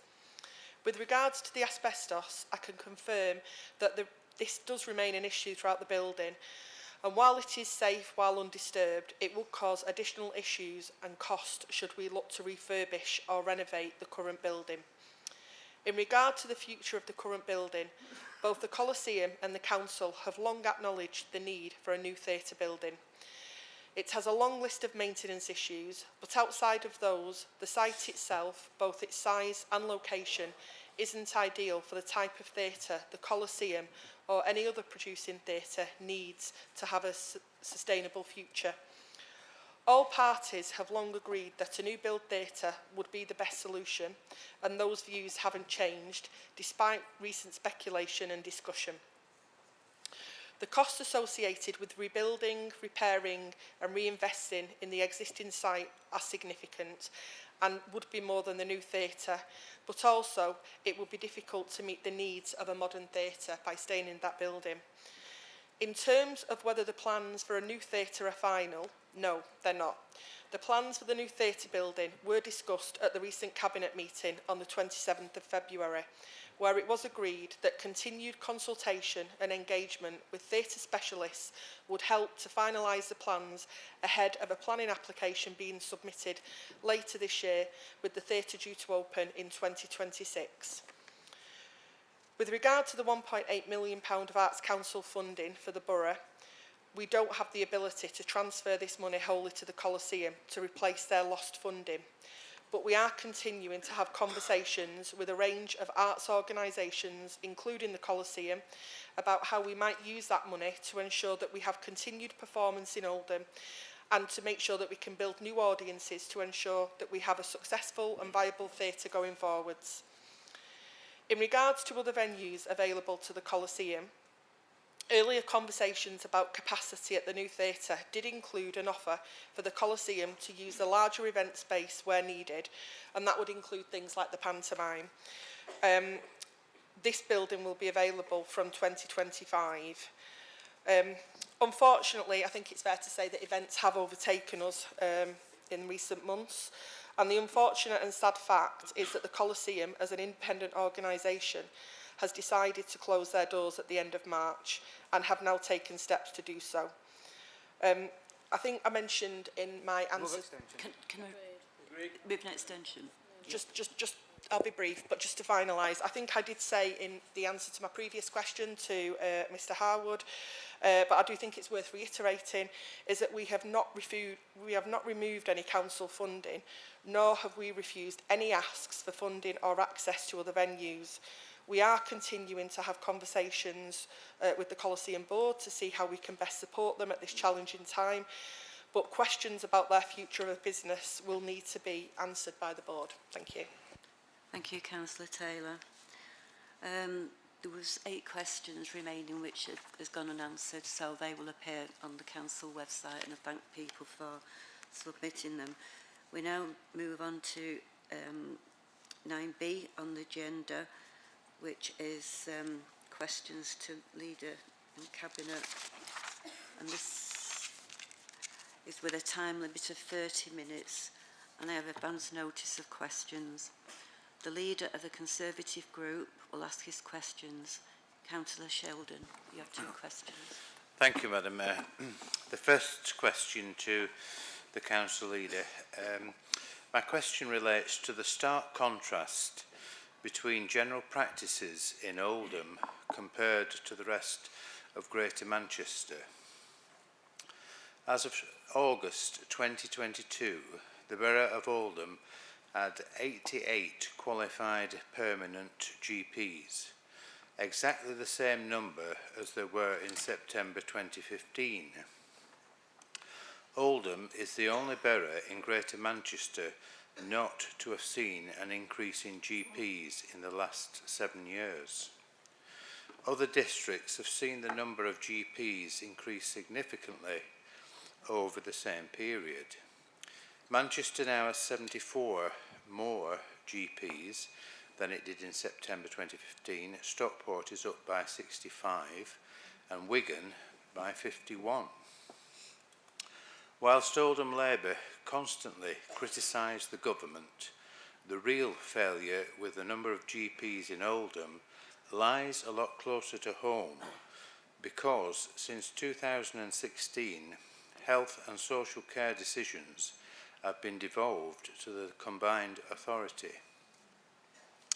In this time, every area, bar Oldham, has seen an increase in the number of new GPs.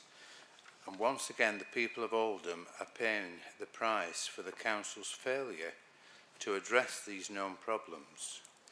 We need to know why GPs are giving our borough a wide berth. Therefore, my question is, will the council leader put pressure on the GM authority and lead this council in promoting Oldham to make this an attractive opportunity which would encourage GPs to this borough? Thank you, Madam Mayor. Thank you, Councillor Sheldon. I call on the Leader to respond. Thank you, Madam Mayor. Can I thank Councillor Sheldon for his question? The retention and recruitment of NHS staff has not been devolved down to the combined authority. The retention and recruitment of NHS staff is a national issue. Nationally, we have 20,000 less nurses today than we did in 2010. That's an absolute fact. And that is not because of Oldham Council, that is because of decisions made nationally, about things like working practices. We've got junior doctors on strike at the minute. That's not because of Oldham Council, is it? No, it's not. It's because we struggle to recruit and retain junior doctors, GPs, and any form of trained staff now in the NHS. It pushes it back to me. It's not an Oldham Council issue. This is a national issue, and it's a national issue right across the country, Madam Mayor. I absolutely wish we didn't have the waiting list that we do, be it Oldham Hospital, be it to see a GP, but we do. And as a Conservative Party councillor, he needs to speak to his colleagues in Westminster and ask what the national government are going to do to address the issue. Thank you, Madam Mayor. Thank you, Councillor Chatterton. Your second question, Councillor Sheldon. I think the NHS doctors and nurses is quite a different thing. My second question relates to the budget that was announced earlier today by the Chancellor. Many of the announcements from today's budget will, I'm sure, be welcome news to the people of Oldham in many ways. On the cost of living, the Chancellor announced cost of living support that amounts to an average of more than £3,300 per household, The energy price guarantee being kept at £2,500, remaining for an additional 3 months, will save the average family £160 on top of the cost of living support. Support which will help residents, Madam Mayor, during this cost of living crisis. The government's levelling up agenda, which has already made significant funding available for Oldham, continues. Oldham was mentioned by name in today's speech by the Chancellor as one of the areas in line to receive a share of more than 400 million as part of the government's new levelling up partnership scheme. More than £200 million will be given to fund local investment regeneration projects, 12 new investment zones, including Greater Manchester, 161 million for regeneration in mayoral combined authorities. The list goes on, Madam Mayor, for the money that Oldham should be able to access to help develop our borough. For the local authority and its service, there was good news from this budget, an extra 200 million nationally to tackle potholes, which is on top of the 500 million a year already being spent on this by His Majesty's Treasury. A 63 million fund for public leisure centres and pools, 8.8 billion over 5 years for the second round of city region sustainable transport settlements. The Chancellor said that growth was the priority of the budget today, and with the funds that the Treasury has announced, it can and should be the priority of this Council too. Therefore, my question is this: will the leader join me in congratulating the Right Honourable Jeremy Hunt MP on today's budget and welcome the announcements that were made? Thank you, Madam Mayor.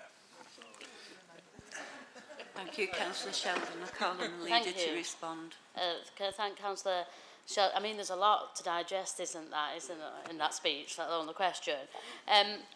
So I suppose, firstly, we would always welcome more money into Oldham. I'm not a moron, and I'm not that party political that I wouldn't accept money into Oldham from any government of the day.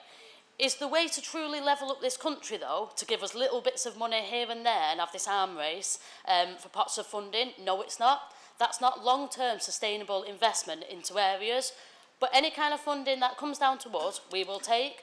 In terms of, I mean, and I'll pick up the particular around the energy prices. So it's another 12 months, another 3 months that it capped at. But the reality is, for most people in Oldham, their energy bills are still nearly double what they were not 12 months ago. For most people in Oldham, their mortgage is still vastly higher than it was before Liz Truss and her mates in the Treasury crashed the economy, which is all they're doing. Now, and I'm glad he raises levelling up actually in devolution, because obviously you've got a motion shortly that actually flies in the face of exactly what you've said, Graham, and I do welcome that. And actually the reason we've got it is because the government recognise the work we are doing in Oldham. They've seen that we are ambitious for the town, they've seen our ability to deliver for it, and they fund that through the levelling up recently that we've got the £20 million, and the announcement today, the £400 million as well.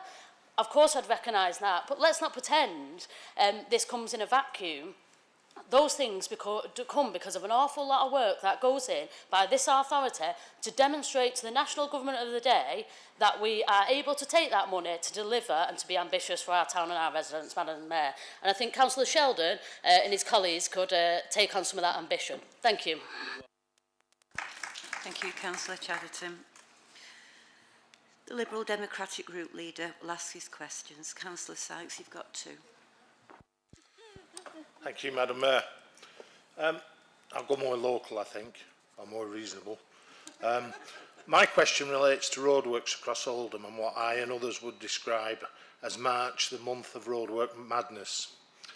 Next week sees more than 25 streets have programme works on them, and there will be emergency ones or late notice ones on top of that. Our roads are in a crumbling state of neglect, And because of this, emergency repairs are often needed, even though these can be disruptive. I think most people in Oldham accept that they are necessary. What people are sick and tired of, Madam Mayor, is what is becoming known, as I said earlier, March, the month of madness on our roads. Every year it seems to get worse and worse. Jobs that could have been prioritised are just all rolled into March, and as a result it's mayhem on the roads. And it isn't just because, and is it because we are not taking the utility companies to task?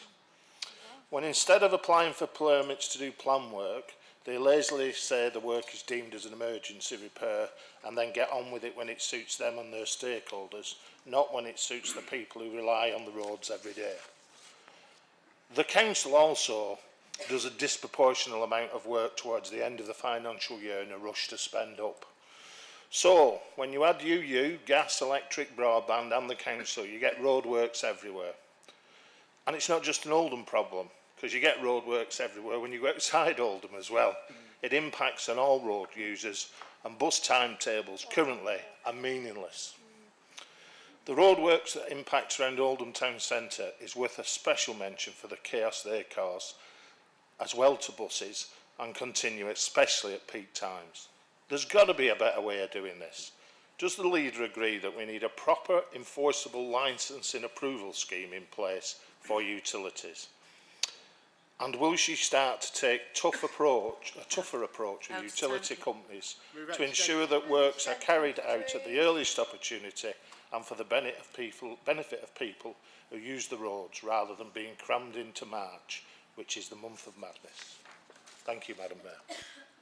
Thank you, Councillor Sites. Ask the leader to respond. Thank you, Madam Mayor. Can I thank Councillor Sites for his question? Anybody that drives around Oldham can't fail to see the roadworks at the minute, and Councillor Sites is right. And, you know, my family have been on my back about this, my friends text me about this, you know, I'm not blind to the issues around the roadworks. You know, my sister calls it the Amanda traffic. And it's unfortunate. And it is true. Do you know, you referenced something about the end of the financial year, and, you know, we programme works, but the reality is, nearly every year, we probably get through more road highways things that we expect than we expect to, that we plan for, and then you have the money left, so you either spend it, because it comes centrally, or from the CA, you either spend it then, or you lose it. And it'd be the same with the utility works. In terms of the town centre traffic, it has been unfortunate that it's come then. Obviously, there's huge redevelopment going on in the town centre, in particular around Spindles. I'm not going to lie, that is going to go on for some months. The issues on Oldham Way, past Sainsbury's, is due to last 9 months as well.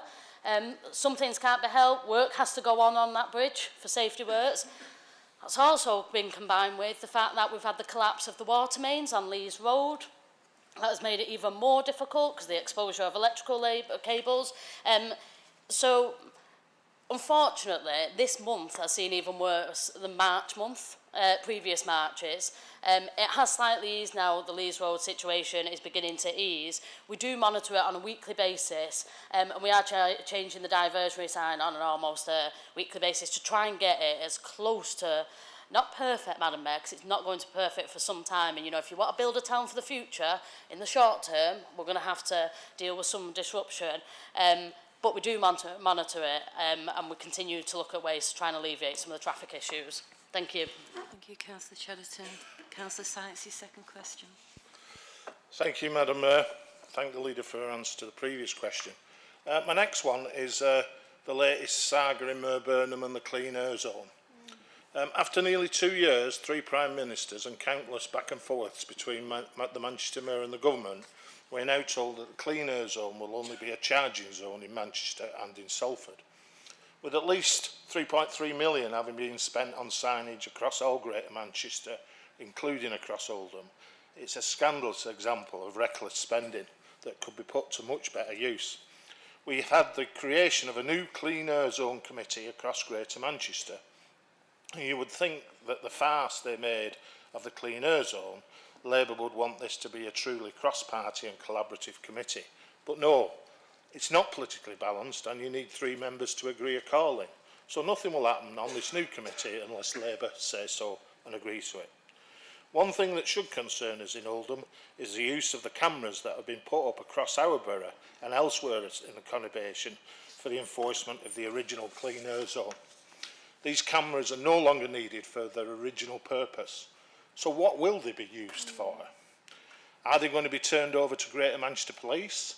Is there going to be any public consultation on their use? We already have more CCTV cameras per head of population than any other democratic country in the world, Madam Mayor. And Greater Manchester is the second city after London by the number of cameras in the UK. Is all this going to help GMP catch criminals? I'm not so sure with 96% of burglars going uncharged in 2022, Madam Mayor. So does the leader agree with me that the future usage of these cameras must not be decided in a back room somewhere? What is her position on the future use of these cameras? And if we need these cameras at all, will she make sure that the people of Oldham and Greater Manchester are consulted on their use? Thank you, Madam Mayor. Thank you, Councillor Sykes. I call upon the leader to respond. Thank you, Madam Mayor. I thank Councillor Sykes for the question. I can't particularly comment on what came before me. You know, I became leader in May, and I was quite clear at the CA that, you know, as leader of Oldham, I wouldn't accept a charging zone in Oldham. We've got to a position now where it affects 3 of the boroughs across Greater Manchester. That's gone back to government. I want the signs coming down as quickly as possible, to be honest, and they shouldn't be there. We have to wait for the government to do that. It'd be the same with the cameras as well. What I do think we need to demonstrate to the public, though, which I think the public feel has been missing, is a transparency around this system. And that does include those cameras. And if we're keeping those cameras up, what are they for? Is it for GMP? Is it for ANPR? Or is it for other uses? You know, Councillor Sykes is right, given the amount of CCTV in this country. I know some people feel uncomfortable with that. But whatever decision is taken, I do commit that the CA has to be transparent, and I will be transparent as leader about what comes down through conversations with GMP. If they do want them keeping up, then what will they be used for? But I will ensure that the public are involved in that and are aware, if they are staying up, what they're going to be for, and if they're not, when they're coming down, and the same with the signs, Madam Mayor. Thank you, Councillor Chatterton. The leader of the Independent Party, Wales Independent Party, will ask his one question. Councillor Owen. Thank you, Madam Mayor. Unfortunately, as Councillor Gloucester said before, it's hard going third because questions get asked that you was going to ask before, but I've got a question anyway. We're talking about Spindles and the Coliseum and the construction work that's going on around the centre of the borough, and I just wanted to get some clarification off the leader, if possible, if all the people that are being moved across into the wonderful new world have been informed, whether they're all being looked after, and whether any voluntary groups are being cared for in any of the new buildings. I know our friends here tonight from Oldham Community Radio have been asking for some confirmation of where they will sit when everything's changed, and I just wondered if we had any news on that and other volunteer groups will be looked after in these new places. I call on the leader to respond. Thank you, and can I thank Councillor Hoban for his question as well. And I think really important question, because all of us value Oldham Community Radio and the service that they bring in Oldham. I had this conversation as well with Oldham Community Radio a few months ago. Obviously, at the moment, they're in the indoor market. There are ongoing discussions with all our traders and everybody who has got a unit in the indoor market about moving over to Spindles. That does include Oldham Community Radio, and I will commit that we will find a space in the Spindles to ensure that Oldham Community Radio can move over as well, should they so wish, which I believe they do, Madam Mayor. Thank you. Thank you, Councillor Chatterton. I call on Councillor McLaren to ask a question. Councillor. Thank you, Madam Mayor. During COVID, the swings in Chatterton Hall Park were removed. However, some of the swings have only recently been reinstated. Could the relevant Cabinet member please explain why it has taken so long for the swings to be reinstated? Thank you, Madam Mayor. Thank you, Councillor McCarran. I call on Councillor Roberts to respond. Thank you, Councillor McLaren. The short answer is it's like everything else these days. It was a shortage of spare parts. We had to wait to get the things that we needed in order to reinstall them safely, and I'm happy to say that's now been done. Thank you, Councillor Roberts. I call on Councillor Islam to ask a question. Thank you, Madam Mayor. Residents in Chadderton and across the borough have raised concerns regarding the impact of telecommunication mast boxes being erected close to their homes. They raised concerns about the impact on health, the loss of visual immunity and the lack of consultation. Could the relevant cabinet member please tell us what powers the council have in deciding where these masts are placed? Thank you, Madam Mayor. Thank you, Councillor Islam. I call on Councillor Chadderton to respond. Thank you, Madam Mayor. Can I thank Councillor Islam as well for his question? I know a lot of people have seen these masts going up around the town and further afield as well. The erection of most farms of the telecommunications equipment are usually classed as permitted development, given provisions made by the Town and Country Planning, which means general permitted development in England from 2015. Essentially, the principle is the installation is already accepted. The council merely rubber stamps that. For certain types of telecommunications equipment, the permitted development is subject to a condition that the operator applies to the council as a local planning authority for what is known as prior approval. Only the subject matters of siting and appearance of the equipment can be considered as part of the process, and no other issues can be taken into account. Circumstances for each location might therefore be different depending on the purpose of the apparatus being installed and its size, but the very limited ability for the council to refuse prior approval means the council has limited ability to prevent the erection or general location of most forms of telecommunications equipment. Thank you, Madam Mayor. Thank you, Councillor Chadderton. I call on Councillor Ibrahim to ask a question. Thank you, Madam Mayor. Can the leader or the Cabinet Member for Finance update us on the impact that the Council's We Can Help programme has had on struggling families across the borough? Thank you. Thank you, Councillor Ibrahim. Call on Councillor Chadderton to respond. Thank you, Madam Mayor. And can I thank Councillor Ibrahim for a question as well? The We Can Help programme continues to provide vital support for residents across Oldham, helping them face the impact of the cost of living crisis, but also helping with issues like personal debt, finding a job, heating their home and feeding their families. We Can Help is fundamentally about supporting residents in immediate need, but it's also about working with those residents to build their financial resilience to avoid the need for future crisis support. We've invested £3 million to support our residents during the cost of living crisis, strengthening the advice and support we offer and providing essential grants and support to struggling families.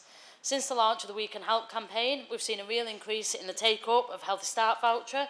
In January, Oldham's take-up was the highest in Greater Manchester at 67%. We've also seen a significant increase in the number of families accessing funded early education places, with 87% of the families of eligible 2-year-olds taking up a place, and this is much higher than the England benchmark of 62%. Since the start of the campaign, we've also answered 7,646 helpline calls from residents requiring urgent support. We've held nearly 11,000 doorstep conversations to provide advice and guidance, provided over £130,000 worth of Warms home-related support, distributed 5,500 food bank vouchers, established warm banks in every district, with over 5,000 residents visiting her warm bank in February alone, delivered poverty-proofing training in several schools, invested nearly £500,000 in funding for charities to support their communities, reaching nearly 4,000 at-risk households across Oldham, and provided over 500 winter warm packages for struggling families. The We Can Help campaign continues to provide much-needed support for Oldham residents in the face of continued financial pressure. I'm incredibly proud of what we've achieved so far, but we're committed to continuing to support our residents as much as we possibly can. Thank you, Madam Mayor. Thank you, Councillor Chadderton. I call on Councillor Kenyon to ask a question. Thank you, Madam Mayor. Despite Council passing unanimously in July last year a motion to require this Council to measure the impact of its decisions on local spending and safety to children, neither of these measurements were included in the budget reduction proposals put first before Cabinet members and then before this Council. In the case of local spending, which means local job creation, this meant that when Cabinet members were considering the raft of eye-watering cuts put before them, they were unable to see in each section B of each proposal, where it discusses the impact of the decision, members were unaware if the proposed cut would have the consequence of reducing investment in the local economy. In fact, the phrase local spending is only mentioned 3 times in the entire budget report, and that was in the Liberal Democrat budget amendment. Can the Cabinet member concerned explain why the instructions of this full council were so casually ignored and reassure us all that the motion will be complied with in future and that these 2 important considerations will appear front and centre in the main pages of decision documents? Thank you, Madam Mayor. Thank you, Councillor Kenyon. I call on Councillor Jabbar to respond. Thank you, Madam Mayor. Thanks, Councillor Kenyon, for your question. As you'll be aware that the Council has introduced a new approach to equality assessment, and the updated documentation was attached to the budget reduction proposals, where initial screening indicated that was required. The equality impact assessments allows for a commentary in relation to safeguarding, a preventative approach, work and healthy and safe, which should address the issues mentioned in the question. All Cabinet reports now include an equality impact assessment to support decision making.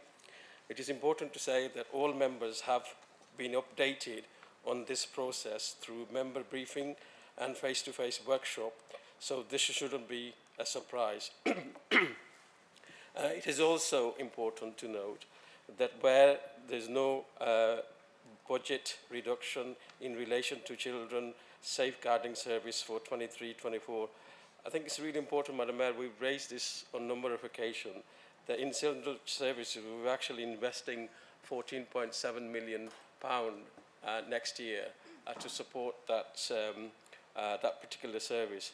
So, Madam Mayor, I'm clear to say that we are taking this seriously, and all reports, Cabinet report going forward, will include an equality impact assessment. Thank you, Madam Mayor.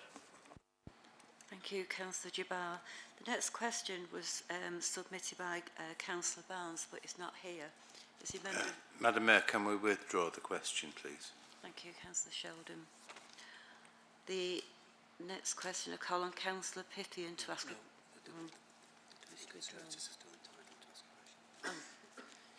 do you want to ask a different question? Yeah, Councillor.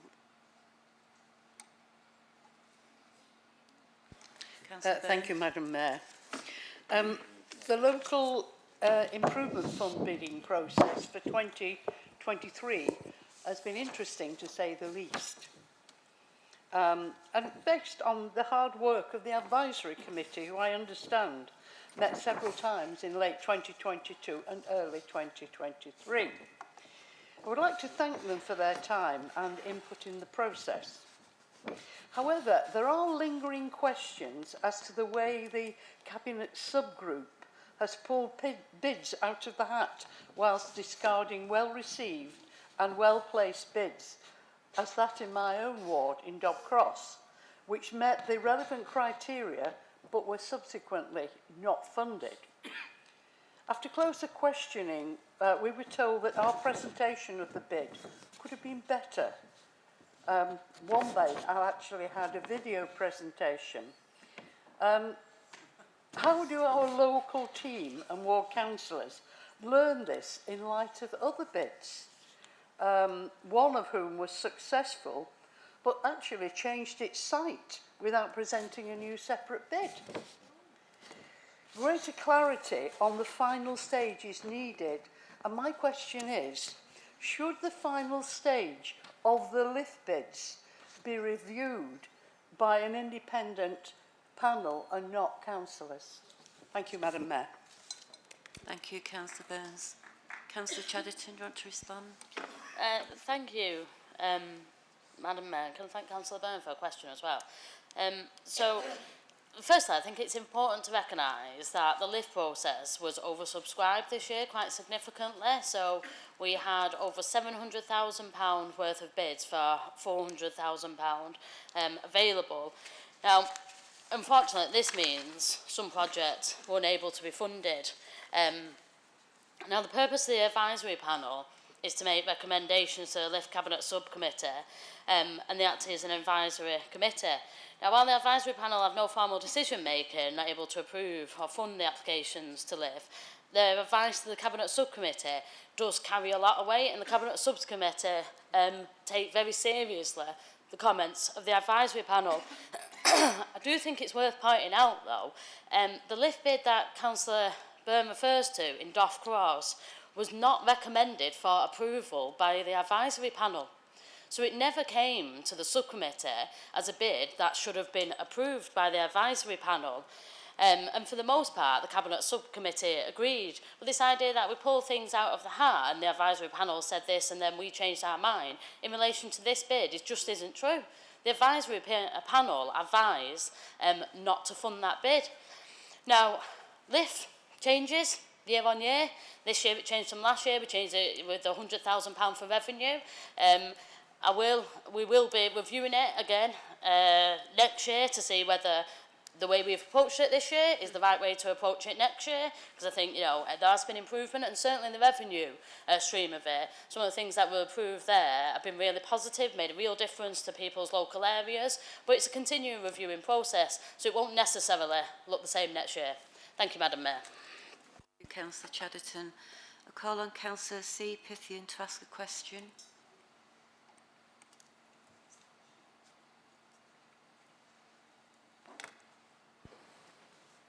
Thank you, Madam Mayor.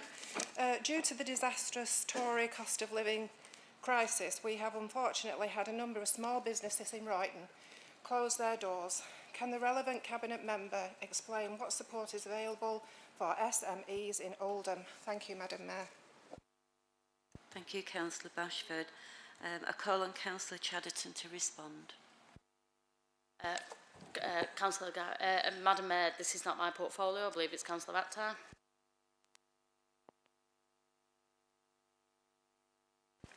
Thank you, Madam Mayor. I would like to thank Councillor Bashford for the question. We know that many businesses are really struggling at the moment. I'm proud that the District Business Network meetings have had a focus on cost of living for businesses. The Council has worked in partnership with the Business Growth Hub and promoted the Here for Business campaign, delivering energy efficiency advice, business planning and access to finance, specifically aimed at those that are struggling with the current cost of doing business. However, I am concerned that the situation for businesses will get worse when the Energy Bill Relief Scheme comes to an end in 2 weeks' time. The Federation of Small Business estimate over 28% of small businesses who signed fixed tariffs last year could need to shrink, restructure or even close. The Chancellor failed to support the small business community today in his business. He could have extended it further, but he didn't.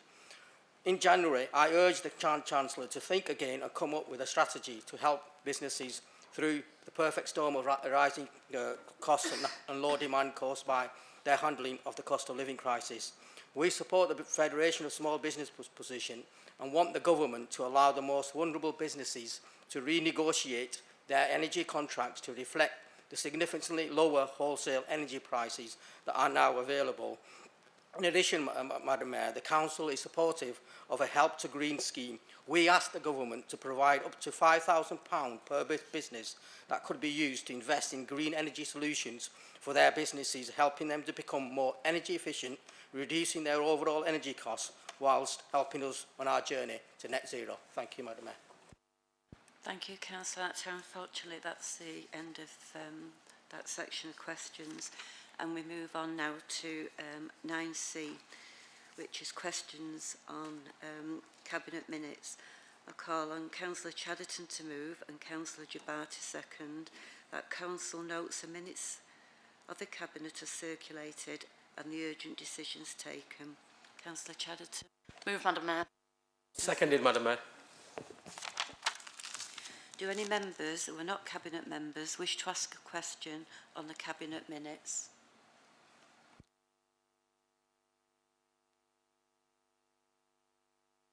Councillor Marland. Oh. Councillor Murphy's submitted one already. You want to speak, Councillor Murphy? Got it down as Councillor Murphy. Sorry, Madam Mayor, I lost my spot there. So the question is in relation to page 60, Oldham Transport Strategy, Delivery Plan and Town Centre Parking Strategy. In 2014, the then Conservative Communities Secretary, Eric Pickles, banned the use of camera cars for enforcement of traffic laws, including for cracking down on inappropriate on-street parking. This issue clearly needs to be part of our transport strategy. Now, I know I won't be alone in this chamber when I say that inconsiderate and dangerous parking is a real bugbear of mine, with more cars on the road than ever. This sort of behaviour is all the more dangerous. We all have areas where inconsiderate parking causes safety issues. Those with prams forced into the road, or elderly and disabled residents unable to get about safely. It's a problem we hear about time and time again.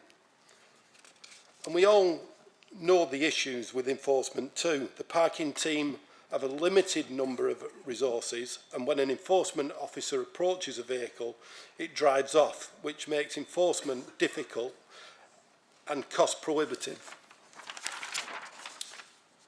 So this is why Eric Pickles got it wrong in 2014.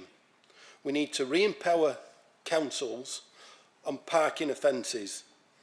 Now, the vast majority of drivers are considerate. They follow the rules and pay attention to the road markings, and they don't have anything to worry about. Residents in problematic hotspot areas where antisocial parking exists are sick and tired of seeing the same problem time and time again and want action. And the council's message to the thoughtless minority who continue to park on roads with parking restrictions in an antisocial manner, for example. Leave an extension. Delightful, thank you.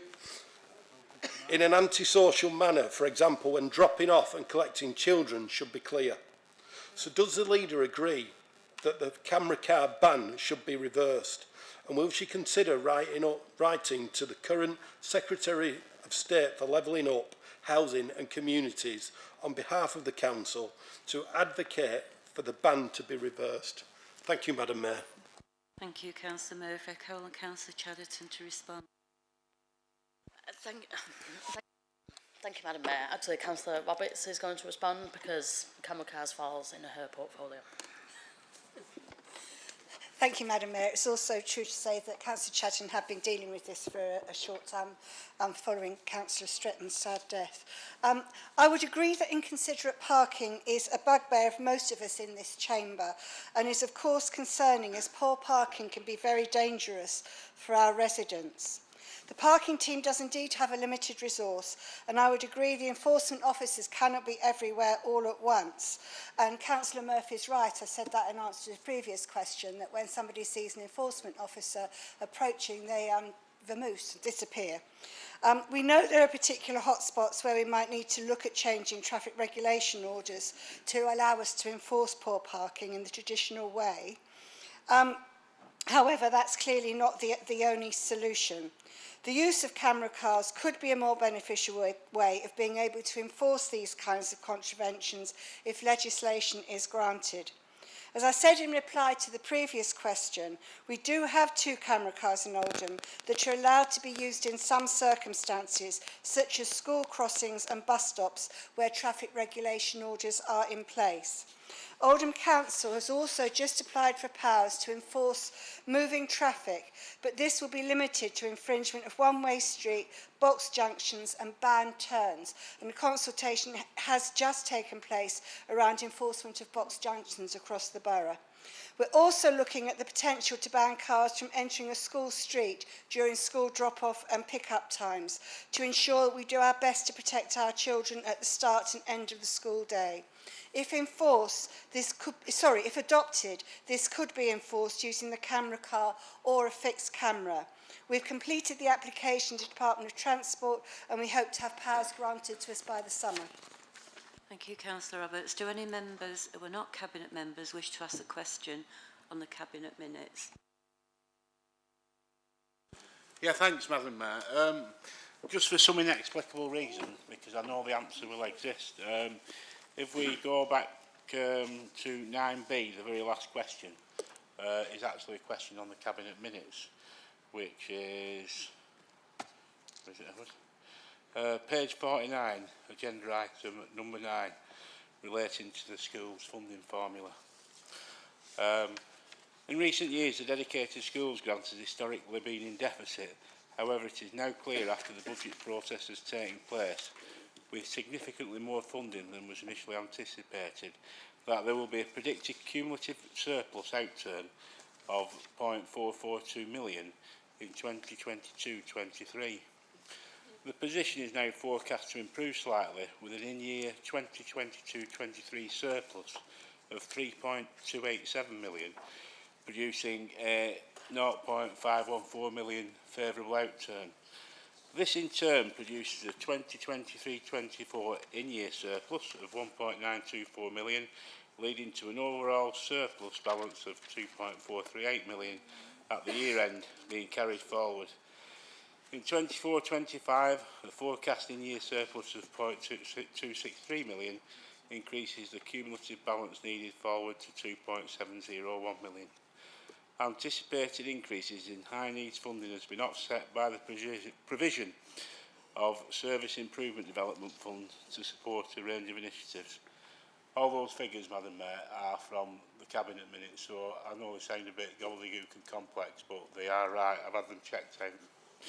Oldham schools, like many other organisations across the borough, have seen a substantial increase in costs across all budget areas, especially energy, and proposed pay rises for our teaching staff. Therefore, is it reasonable to see a retained surplus in the dedicated schools grant when this surplus could go directly to the place it is needed most, our schools, at a time when it is needed most, which is immediately? Thank you, Madam Mayor. Thank you, Councillor Gloucester. Councillor Jabbar. Thank you, Madam Mayor. Thanks to Councillor Chris Gloucester for his question. So DFG is funded in 4 blocks, Madam Mayor. I'm sure he's aware of that. The biggest 2 is the school block and the high need block. For 23-24, Oldham has been allocated a total of the schools block and the dedicated school grant to reflect the government's 23-24 national funding formula, cash value in except for the area cost adjustment. It's a technical stuff. I'm happy to give you a written answer, but I'll go through it since you asked the question in the chamber. If Oldham chooses to fund above the national funding formula and therefore at a higher level, this would need to be maintained in 24-25. So you could do it, but there's an issue about maintaining it. And the reason why we've got a surplus, a predicted surplus for this year, Madam Mayor, is because of the in-year increase in funding from central government directly. And what we are doing is actually working with government to develop a programme so that we can see how best to use the additional funding. But it's not simple as saying that because you've got an increased funding, just to do it, because it has knock-on effect. And just to be clear, Madam Mayor, DFG in recent years have been in deficit by millions. So it's because of the hard work that officers have done, we are in this position. And it's only because we participated in a special scheme set up by the government to deal with the DFG. So it's not straightforward, Chris. I'm happy to provide you a more in-depth answer, but please accept this, and you know this, right? This isn't straightforward. If it was, we'd do what you're suggesting. Thank you. Thank you. Councillor Jabbar, any further questions? Okay then, so if we move on to item 10 on the agenda, before I ask members to speak, can I remind all members there's a 30-minute time limit in this section. And just to give you the heads up, there's 2 amendments on this one. And can you train your thought on the traffic light system, because we have gone over a couple of times this evening, and it's looking like we may not be able to discuss the 2 amendments. So I call on Councillor Jabbar to move and Councillor Akhtar to second the motion. Thank you, thank you, Madam Mayor. Energy is the basis of everything that we do and has been absolutely fundamental to life in Oldham. Even Oldham Town Centre originally had its own colliery, providing energy needs of the town and the area. But in most recent times, the control and the ownership of energy supplies have been taken away from localities into the hands of huge multinationals, which do not have local interest at heart. And that these imported energy supplies become more and more at risk from international conflicts and shortage caused by other factors. We've always believed that the ownership and control of our energy supplies should be as much as possible in the hands of local people, or at very least at national control. This is why we supported the creation of Oldham Community Power back in 2016, who have been successfully installing and operating solar PV system on schools and community centre since that time. Oldham Green New Deal strategy, adopted in March 2022, supercharges our ambition to secure the benefits of local renewable energy generation for the borough. And key projects such as the proposed new town centre mine district water heating, which will use heat from the flood water in those disused coal mines, which are now our industrial heritage. And of course, the Wrigley Head solar farm will soon be delivering some of this local renewable energy for the benefits of local residents as well as businesses. We have also recently secured funding from Innovate UK to support the first step in development of an Oldham Green New Deal strategy partnership, which will enhance investment from private sector and it will deliver low carbon infrastructure that our communities want and need.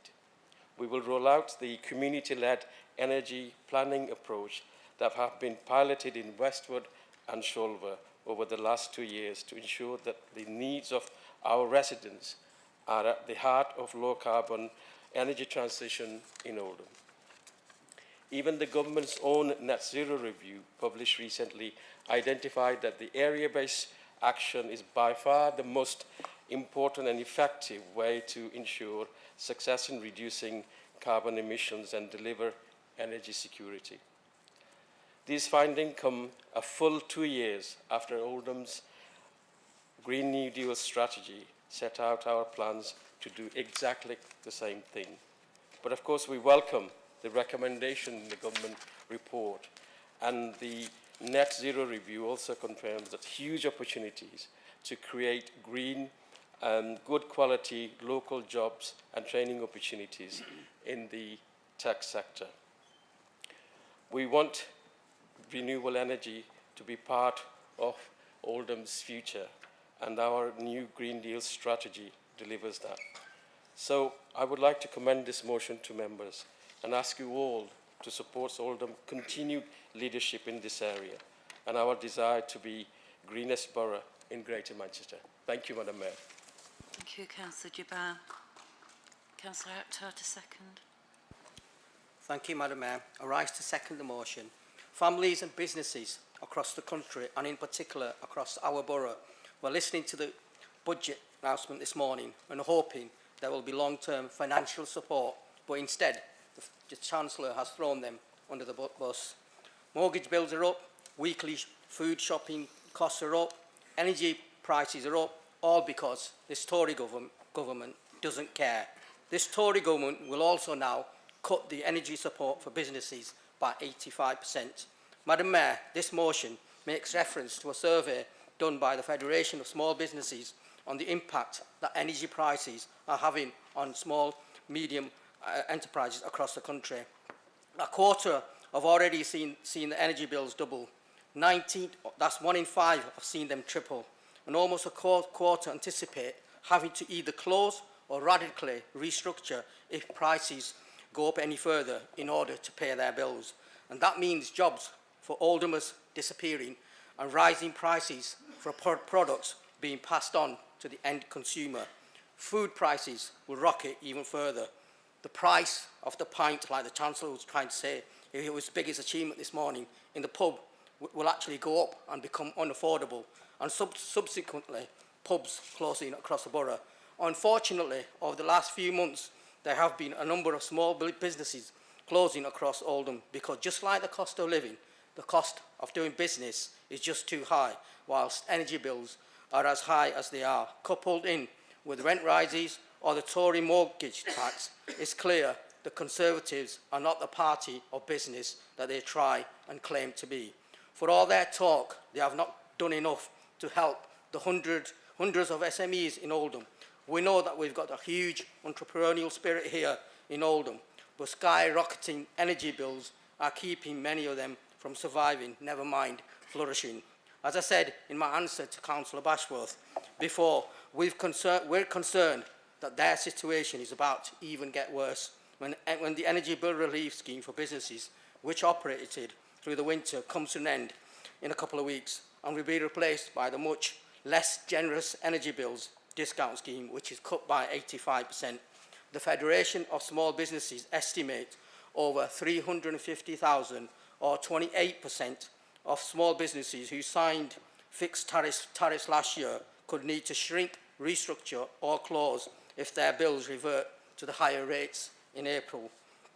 We've urged the Chancellor to think again and come up with a strategy to help businesses through the perfect storm of rising costs and low demand caused by their handling of the cost of living crisis. We continue to lobby government and Ofgem to encourage energy suppliers to allow the most vulnerable businesses to renegotiate their energy contracts to reflect the significantly lower wholesale energy prices that are now available. We are also lobbying for energy suppliers to freeze standing charges for small businesses, ban requests for inflated upfront payments, pledge not to disconnect any businesses who fall into arrears, and if they are unable to pay bills after 30 days, introduce a time to pay arrangement to help businesses pay arrears. Households and businesses across the borough need energy bills to go down, not stay where they are, and this is why we're calling for greater investment in green energy. Not only will the investment provide high-skilled and good-paying jobs for our residents, but moving away from a reliance on fossil fuels and the extreme volatility of that market is an absolute necessity. I urge the members to support the motion. Thank you, Madam. Thank you, Councillor Acton. There is an amendment, so can we just formally move the amendment because we're out of time? No? Right, okay. Councillor Alan Darmy to move and Councillor Chris Gloucester to second the amendment, please. Sorry, we're out of time. No, but you can speak, sorry. Yeah, it's not, if you can speak, but there's going to be no debate. Right, okay, thank you, Madam Mayor. Just to raise it...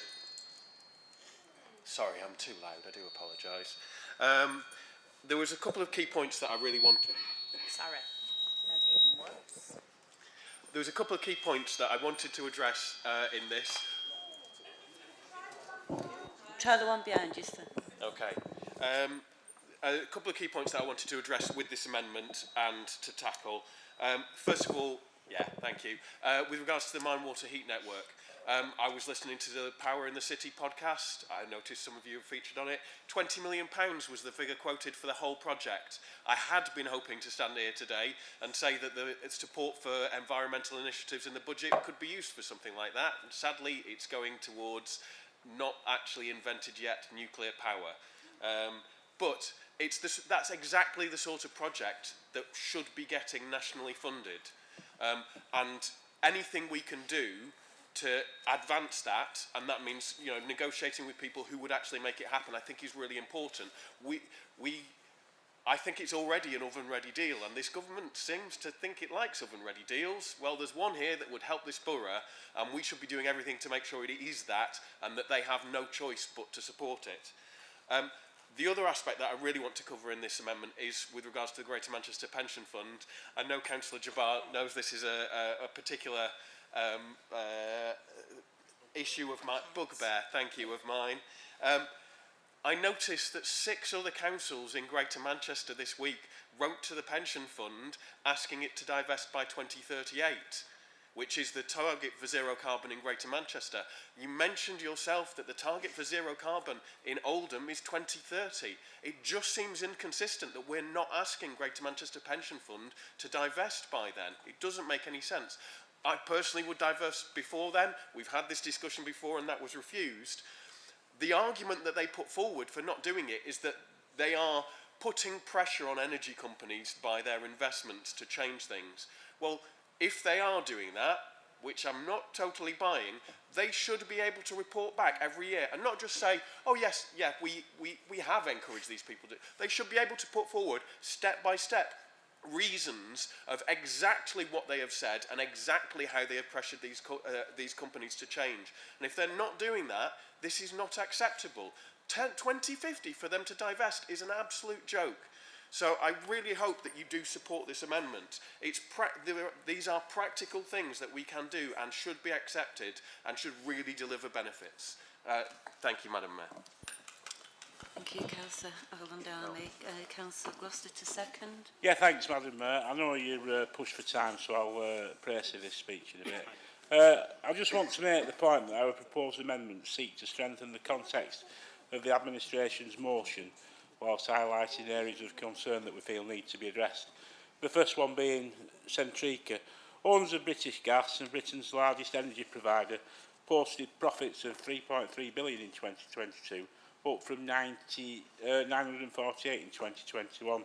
Basically, what's happening is the poorest people who are having to pay for energy are funding this, and we think it's ridiculous, and we think something needs to be done about it, and it needs to be included.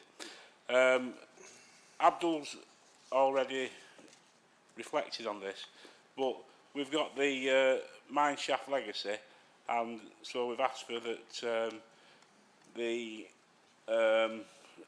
mine water heat network system is developed within the Oldham Borough. Sam's spoken eloquently about Greater Manchester Pension Fund and divesting, so there's nothing to say about that. And the other thing is, we really want to ensure that the Oldham public should, that the income generated from these public energy companies is reinvested into the UK rather than going into shareholders' pockets. And our final point is that the Council further resolves to reaffirm our commitment to a true windfall tax on the runaway profits of oil and gas giants. The tax revenue is needed to support families who are struggling. That's Oldham families who are struggling every day. Apologies for the bit erratic speech, but I'm hoping I've shortened it sufficiently. Thank you, Madam Mayor. Thank you, Councillor Gloucester. Councillor Dibard, do you wish to reply quickly? Yeah, thank you, Madam Mayor. I think, to be fair, the Lib Dems have been quite consistent in respect of the Green Agenda, and I'm grateful for the support they give to us on this important topic. I'm happy to accept the amendment, Madam Mayor. Just let me make a couple of quick points. Sam, in respect of the district mine water heating, we've got 160k from BIS, and the new department is called Department for Energy Security and Net Zero. We're working with them to get the next level of funding. I'm absolutely hopeful that we'll get the 20 million to develop what we need to develop here, and it will be a magnificent project. But we're very hopeful, and they've given us very positive indication that they like our project and they want to support us. So let's just see when we are ready to apply for the next level of funding. I hope everyone, including our colleagues here, can support that. That will be really good for Oldham. In relation to your comments about Greater Manchester Pension Fund, look, it's not a simple matter. The control is much wider. You know, you're talking about £32 billion of funds that the organisation manages, and it's a lot of people's basic income that you're dealing with. So I'll take it, and I'll request what you said, but I think the date that you put in there is ambitious. So with that rider, Madam Mayor. I'm happy to accept the amendment proposed by the Liberal Democrat this evening. Thank you. Thank you, Councillor Jabbar. Does Council agree the amendment? Oh, sorry, Councillor Alamdani. You've got a right to reply. I don't think I need to reply if it was saying that we're good with it. But let's be ambitious. If you're saying it's ambitious, good. It should be. Right. Does Councillor now agree the amendment? Those in favour? Those against? Abstentions? The amendment is carried. As I say, there is 2 amendments on this one, and I have noticed that the seconder of the motion is absent for this meeting, and the Chief Executive has been notified that the amendment will be seconded by Councillor Sharp. I call on Councillor Quigg to move and Councillor Sharp to second an amendment. Thank you, Madam Mayor. My goodness, it's a second loving at this meeting with the Liberal Democrats and Labour. You don't know where they start and end with each other. Well, it's a green loving, shall we call it? Adam and Eve or Adam and Steve, depending on your approach. It's very interesting, Madam Mayor, that some of the motion put down by the administration fails to mention the actual reason for high gas prices, which of course is the war started by the Russian Federation on the innocent people of Ukraine. Well, you can all groan, but when people are dying in Europe, tell that to the people who have fled that country. You might well groan about it, but there's people who are dying. You might as well laugh, Councillor Dean, but when people are dying in a war, I don't think it's very funny, do you? No. And the amendment we've put down tonight is clear. We cannot survive without oil, coal and gas. The green agenda, which Councillor Jabbar has mentioned several times tonight, doesn't actually say how much it's going to cost. Now, I think if you're going to put something forward, you should be upfront and honest with how much it's going to cost. So hence why in the amendment we've asked twice how we're going to get to that and how much it's going to cost. But of course, the green agenda has no end because it's just an ambition and just a virtue signalling. And the other point is that gas prices are set by the international markets, as are electricity prices. So whatever the council produces in its own energy network would have to be sold back at cost. So that means it's not going to be any lower than any other supplier. So the issue that you've got then is that you're generating energy, but then you've got to try and sell it in a market. Now, the Greater Manchester already has this set up, so I don't know why the council wants to replicate that, because it's just duplication. Now, of course, it may be the case that the council wants to create an energy company, but that might be a slightly risky move, given that a number of councils that did that have ended up with millions of pounds worth of debt and council taxpayers having to bail them out. Now, is that what the council is looking to do? Because I'm sure the people of Oldham would love to know whether or not their hard-earned money is now going to be financing an energy company. But of course, in our amendment, we also mention about the Labour administration's promise last May to give every household in Oldham £600 for their energy bills. Now, I hope that they'll support this amendment tonight so they can deliver on that promise, given that they said if you vote Labour you'll get 600 quid in your back pocket, or is it a case it was a promise made that could never be delivered? And of course, Madam Mayor, we are actually mentioning in this amendment that we will condemn the Russian Federation's invasion of Ukraine, something this council has failed to do thus far, but also the way that it's manipulating international energy prices in order to fund its own war. Now, I think it's important to remember that when the international energy prices spiked at the start of the invasion, it had a slow burning impact on people's bills further down the line, and we're still feeling that impact further down. And I think that as we go forward, yeah, we do want to divest. We do want to divest our energy. But unfortunately, putting our eggs all in one basket for green energy isn't going to keep the lights on. And we should be sourcing more domestic energy, whether it is coal, oil or gas, from British sources. And I think that the fact that we don't mention that and just think, well, solar panels will do it, wind farms will do it, it will not keep the lights on, Madam Mayor, and hence why we've put this amendment down. Thank you very much. Thank you, Councillor Quigg. Councillor Sharp to second the amendment. Thank you, Madam Mayor. As Councillor Quigg has covered quite a lot there, and due to time, I'll just formally second. Thank you. Thank you. Councillor Jabbar, do you wish to reply? Madam Mayor, we won't be accepting this amendment because it doesn't add anything to what we're trying to do. I mean, you know, last meeting, Councillor Quigg talked about local government finance, and he confused everybody. And today he talked about green agenda, and he's confused everybody. So at least he's very consistent in confusing people every time he speaks in this chamber. I mean, you know, Madam Mayor, this issue is extremely serious. His own government has created the net zero strategy to achieve net zero by 2050. It's a big strategy of his government, and he doesn't understand it.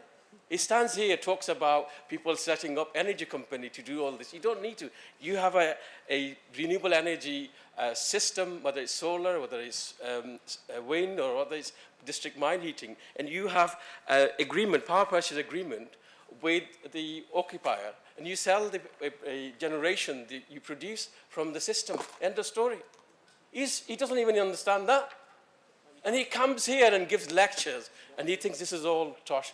Madam Mayor, honestly, he needs to better understand what he's saying. Last meeting, he quoted £5.6 billion that's required for Oldham to become net zero. He quoted that. He asked me last meeting, he's forgotten. Today, he's not mentioning that. We've done a study, Madam Mayor, which says that with private sector investment, this town can be a net zero borough. The cost will be 5.5 billion. And we're in the process of taking that proposal forward. So one meeting, he's saying to me, there's a number attached to it, he doesn't believe it. And the next meeting, he's saying to me, oh, there's no number attached to it. I don't need to say anymore, Madam Mayor. I disagree with their proposal. Thank you. Thank you, Councillor Jabbar. Does Councillor Quigg wish to reply? Given time, Madam Mayor, no. Thank you. Does Council agree the amendment? Those in favour? Those against? Abstentions? The amendment is lost.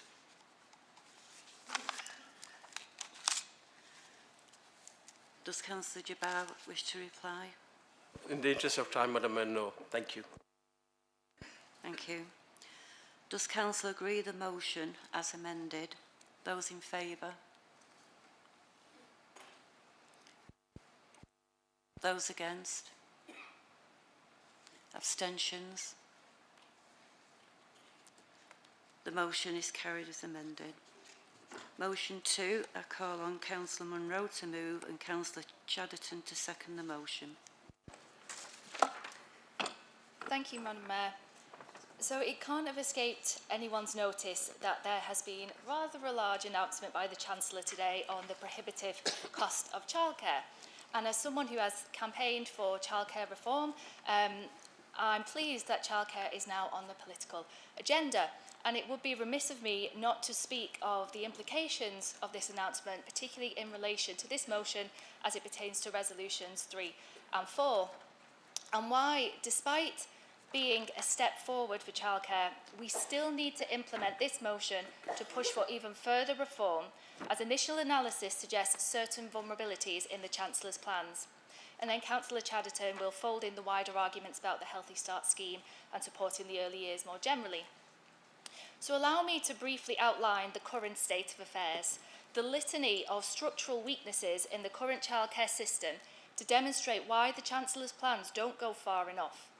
We have a recruitment and retention crisis of early years educators, cavernous funding shortfalls resulting in closures of nurseries, a lack of childcare places, soar-away childcare costs of £15,000 per child per year, and women subsequently forced out of the labour market in droves. These issues cannot be disaggregated. Taken together, they are indicative of a system in collapse, a system methodically underfunded and undervalued for years by this Conservative government. So whilst the announcements by the Chancellor today are undoubtedly a step in the right direction, I have significant reservations regarding the pathway to implementation, as the Chancellor's proposals are not a radical overhaul of this broken system, but are in fact a complicated extension of it. Firstly, the current system is impenetrable to most parents and costly to administer, and will become even more so as the 30-hour scheme extends to 1- and 2-year-olds. The fundamental issue is that expanding this scheme will increase demand for places which unfortunately cannot be met at present. Indeed, the charity Quorum estimates that only half of local authorities have sufficient places. Providers can only meet this increase in demand if they pay their early years educators properly and retain them. So we need to ensure that the hourly rate paid to childcare providers adequately covers the cost to deliver the places. The CBI estimates that this will cost £9 billion, but the Chancellor has only pledged £4 billion. Initial analysis suggests the hourly rate for 2024-25 is far too low. Moreover, inequality is baked into the 30-hour scheme, as both parents, have to work at least 16 hours a week to qualify. What about parents studying, retraining, or working less than 16 hours? For example, this would affect parents such as student nurses who will miss out. But the most troubling proposal is the announcement around the increase in child-to-staff ratios. Research shows that increasing child-staff ratios will diminish the quality of early years education and will place additional strain on an already disillusioned and demoralised workforce. This was the Chancellor's opportunity to take radical action to deal with our broken childcare system. Labour has a plan to overhaul the childcare system which doesn't involve bolting on extra hours or increasing ratios, and will fold in ancillary support for children in low-income households through properly funding schemes such as the Healthy Start scheme. We recognise the steps the Chancellor is taking to help families, but we don't think this goes far enough. That's why, here in Oldham, we are not taking our foot off the pedal. Our motion centralises the importance of an holistic approach to early years, which gives children a fit and healthy start in life. Councillor Monroe. We ask that this council uses the levers at its disposal, as recommended in the resolutions of this motion, to ensure that the early years are afforded the reform and restructure it so needs. We move this motion, Madam Mayor, and urge all members to support it. Thank you, Councillor Monroe. Councillor Chadderton to second the motion. How long do I have, Madam Mayor? We've got... Oh, so we're not out of time. I didn't mean how much I've got for speech. I wasn't sure I was out of time and whether I just seconded it. All right, fair enough, okay.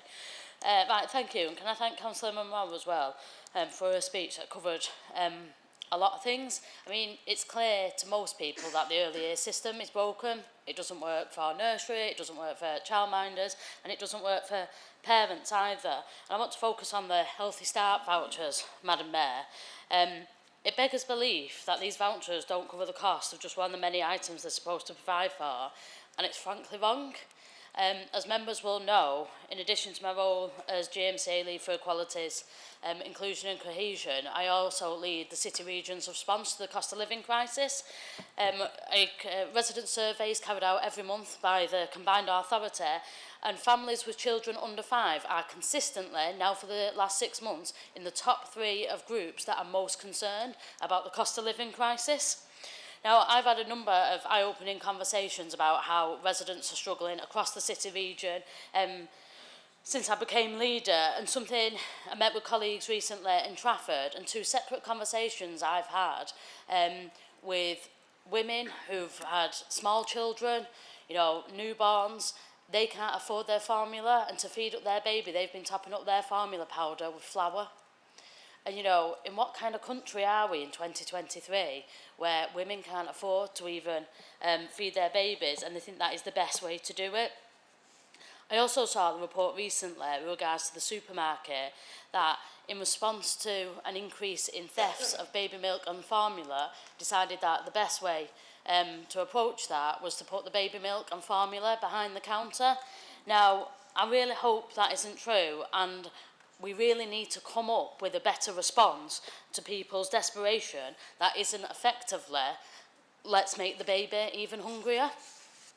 Now, it is absurd that in the 21st century we've got a programme that is designed to help expecting and new mothers who need it the most, and then this programme falls short for a lot of people. The system clearly hasn't been quick enough over the past 12 months to respond to the rise in inflation and the rise in food prices, but this needs to change urgently. We all know how important early years is to a child and how important a healthy diet is, and currently there are 2 male children who are not getting that.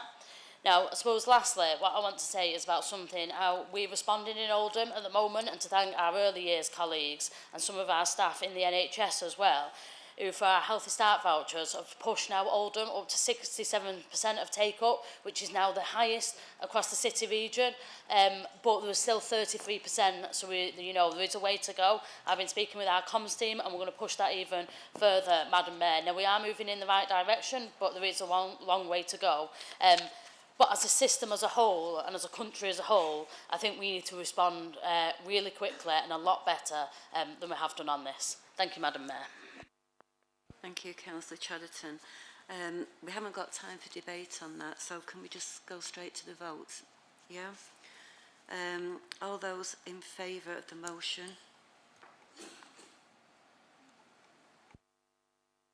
Those against? Abstentions? The motion is carried. Thank you. We move on to item 11, which is a notice of opposition business. May I remind members that this section at this meeting affords 15 minutes to each opposition motion, and we will be keeping within those time limits. I've had notification that Councillor Arnott is absent and that the Chief Executive has been given notice that Councillor Quigg will be seconding the motion. I call on Councillor Sharp to move and Councillor Quigg to second the motion. Councillor Sharp. Thank you, Madam Mayor. I'm proud to propose this Conservative motion as printed and speak very briefly on it, as it is quite self-explanatory. Before I start, I would like just to quickly say that I know Councillor Arnott wanted to be here tonight, but due to being taken on well in the night, he can't be. I'm very proud to be from Oldham. I've lived here all my life, I returned after university, and I look forward to spending many more years in Oldham. I find it very interesting to sit and speak with my grandparents, with residents who have lived in Oldham, again, their whole lives. They used to go into Oldham Town Centre on a Saturday. They could spend all day there for free because there was so much to do, it was free and it was the place to be. But now they're all expressing their complete dismay at the way our borough is being run by this Labour administration. They've had decades to perform and provide for the people of Oldham, and now the residents are clearly saying enough is enough. Every single meeting we sit in this chamber and listen to the leader and her cabinet members blame the Conservative government, blame COVID, everything else they can think of, instead of self-reflecting, looking in the mirror and accepting that they're actually the problem. I know some members will probably stand up later on and say that the government is a shambles, it wouldn't be able to effectively intervene. The usual lines about constant change in Conservative government leader. Well, we could say that about Oldham Labour. They'd probably say that the government can't sort out the finances of the country. Well, neither can Labour in Oldham. I know which option I'd rather have and what option the residents of Oldham deserve. Councillor Chatterton mentioned before that the government is giving funding to Oldham because they're enjoying what we're doing and it's showing progress. I actually think it's to save Oldham from sinking into a deeper pit. It is time this council took some responsibility for the state that our borough is in. I won't mention council tax because that was covered enough last time we were in this room, but genuinely, Oldham is filthy. It's covered in litter, it's covered in hotspots for fly tipping. Residents I speak to in my ward are sick of clearing up litter for it to be there again a week later. They are sick of paying to live where the basic services are just not up for scratch. Now, I know the reply from the Labour benches again will be to blame the lack of government funding. However, to put the record straight, in the second round of Levelling Up funding, Oldham received the highest amount out of all the Greater Manchester authorities. In 2022-23, Oldham received more funding from the government than Bury and Trafford. In 2021-22, Oldham received more funding than Bury, Trafford and Tameside. I could go on. What do we have to show for this? A town centre on its knees compared with our neighbouring authorities which are on the rise. For too long, Labour have run Oldham and its reputation in the ground with failure after failure, overspend after overspend. $1 million here, $1 million there, but that clearly doesn't matter to Labour. Residents cannot justify how their money is being spent.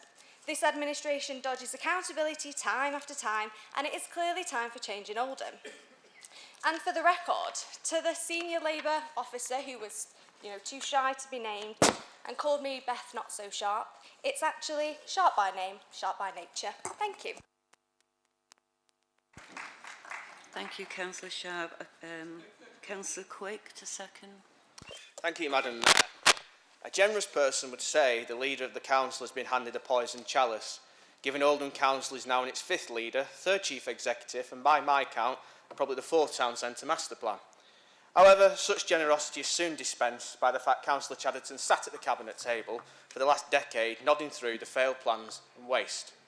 But then again, I suppose Councillor Chatterton may be biding her time by keeping a leader's seat warm for her former colleague, Arun Shah. Perhaps, Madam Mayor, it's a common theme that emerges from the litany of abandoned projects that come out of Oldham Council, and it boils down to one thing: incompetence. I can say with confidence that there is now a belief amongst the people of this town that this council works in the interests of those who run it instead of those who pay for it. Instead of focusing on being a council and delivering top-class public services, the council continues to embark on its bid to replace Donald Trump in the property development game. I'm surprised Councillor Chadden hasn't tried to twin Spindles with Mar-a-Lago. Even before Christmas, the council was still pushing the line that Prince's Gate was on track, yet it was always past its sell-by date and was already reduced to clear. Lidl not coming to Oldham shows the wheels have truly come off, especially when you examine the fact that Lidl will be opening 1,000 new stores by the end of 2023. And yes, even Marks & Spencer, as part of a £480 million investment in its bricks and mortar store estate, is set to open 30 new stores and 12 new food halls across the UK. In the ability to not admit that they failed and having exhausted the little book of spin according to Jim, the leader of the council decides that it's the Russians to blame, Brexit, COVID, and any other ex-bandwagon that comes along for the Labour Council to hitch its blame wagon to. These problems have been a decade in the making. The facts speak for themselves. Hotel Future was meant to deliver £4.3 million to the economy every year. It never happened. Hollingwood Leisure Complex, and I quote, bringing an entertainment complex featuring restaurants, a bowling alley and a cinema. It never happened. We were meant to have £60 million retail development with an M&S, which was meant to bring in £21 million a year to the local economy. It never happened. A new Oldham Coliseum Theatre, costing £27 million. That never happened. We were meant to have quality homes around the site, yet the council had no partner to deliver it because the council's own assessment stated it's not economically viable. And again, it never happened. Buying the Spindles Town Centre Town Square and Shopping Centre, a bargain according to the former leader, but with an estimated bill of over £70 million and rising, just to fix it up. The Town Hall Cinema, which was meant to cost £10 million, but cost over £42 million. And the flagship Egyptian tea rooms remaining empty for years and now being propped up yet again with more taxpayers' cash. I could go on. But for a second, let's just think that this Labour administration has not acted alone. No, the officers at the top have allowed this to happen, and they have a lot to answer for. Instead of good governance, we have chaos and waste. The public are tired and weary of this council's failures and excuses, constantly hunting for the next big headline to save the skin of the new town centre master plan. No amount of spin from the comms team can hide the fact it's wearing thin. It is time this council cleared the decks and changed the crew on the top deck and brought in a new team. And yes, let me be clear, that means Oldham finding a new CEO and a new top team that has the confidence of the people of Oldham. We need transparency, openness, with the sole aim of rebuilding Oldham Council from the bottom up and making it work in the interests of those who pay for it. We have had the youngest council leader, the first Asian council leader, and the first LGBT council leader. But what the people of Oldham really haven't had is a competent council leader. Thank you, Madam Mayor. Thank you.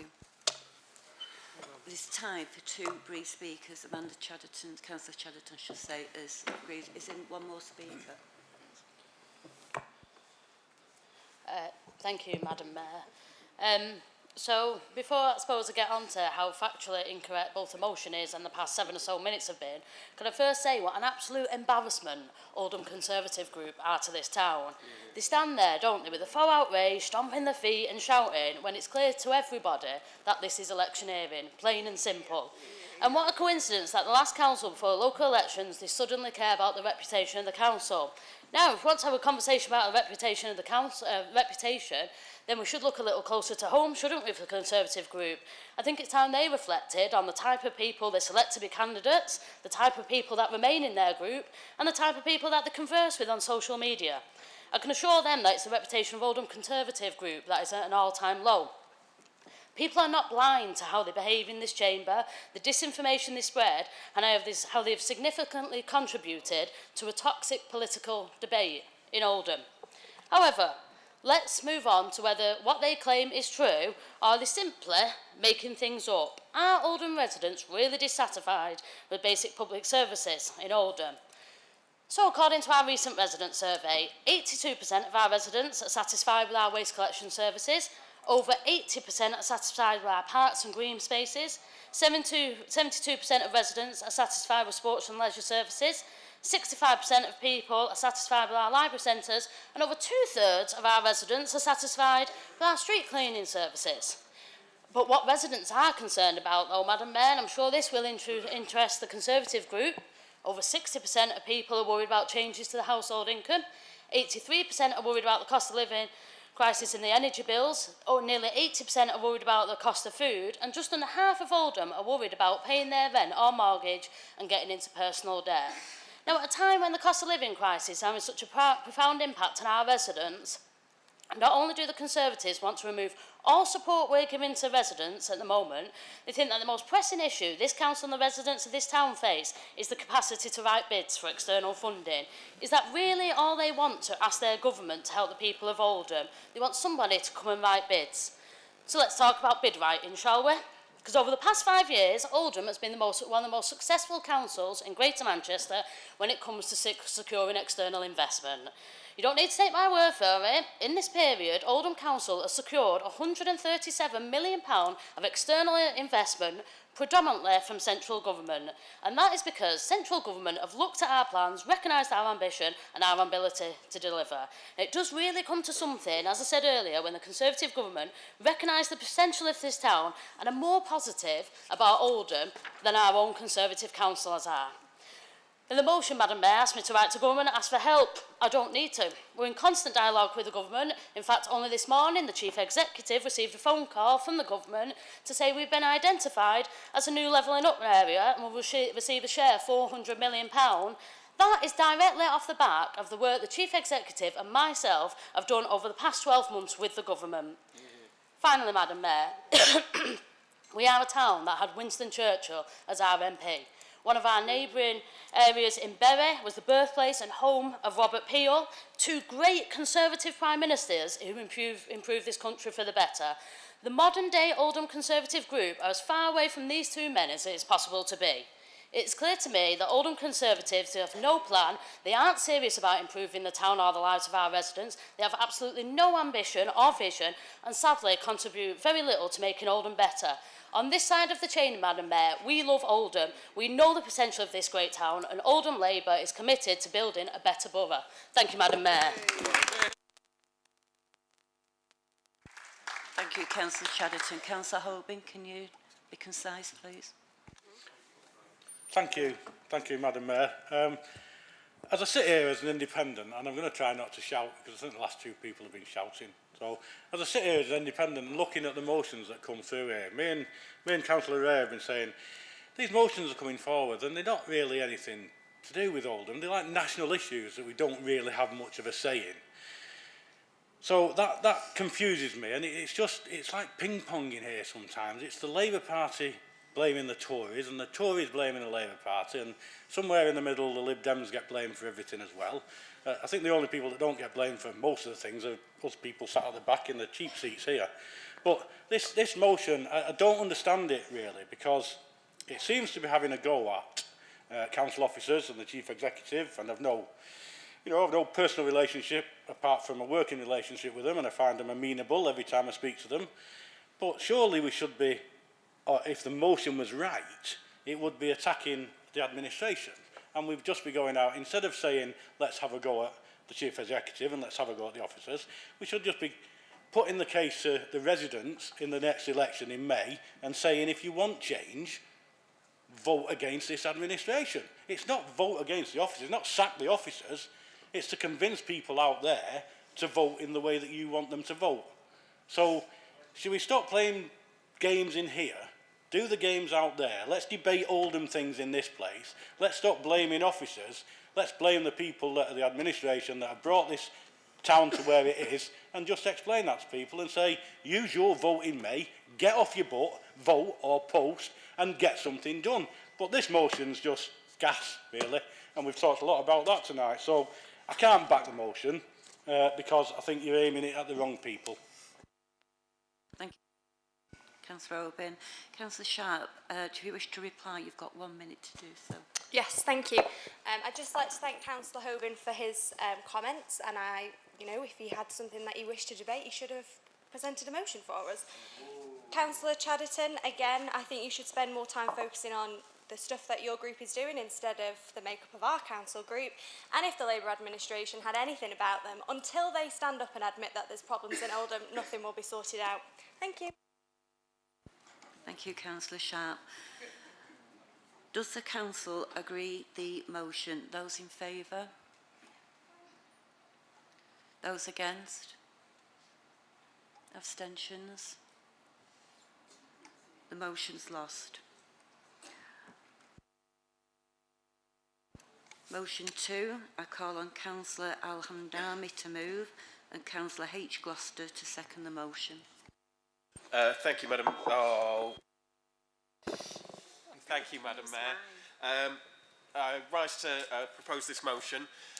It's something that we discussed before and you're all very well aware of, but there have been significant changes to the national planning proposals that really do make it clear that places for everyone at the moment is a political choice. We are able to step out of this, and with the changes that have been made, that is an opportunity that would have make significant changes to this borough.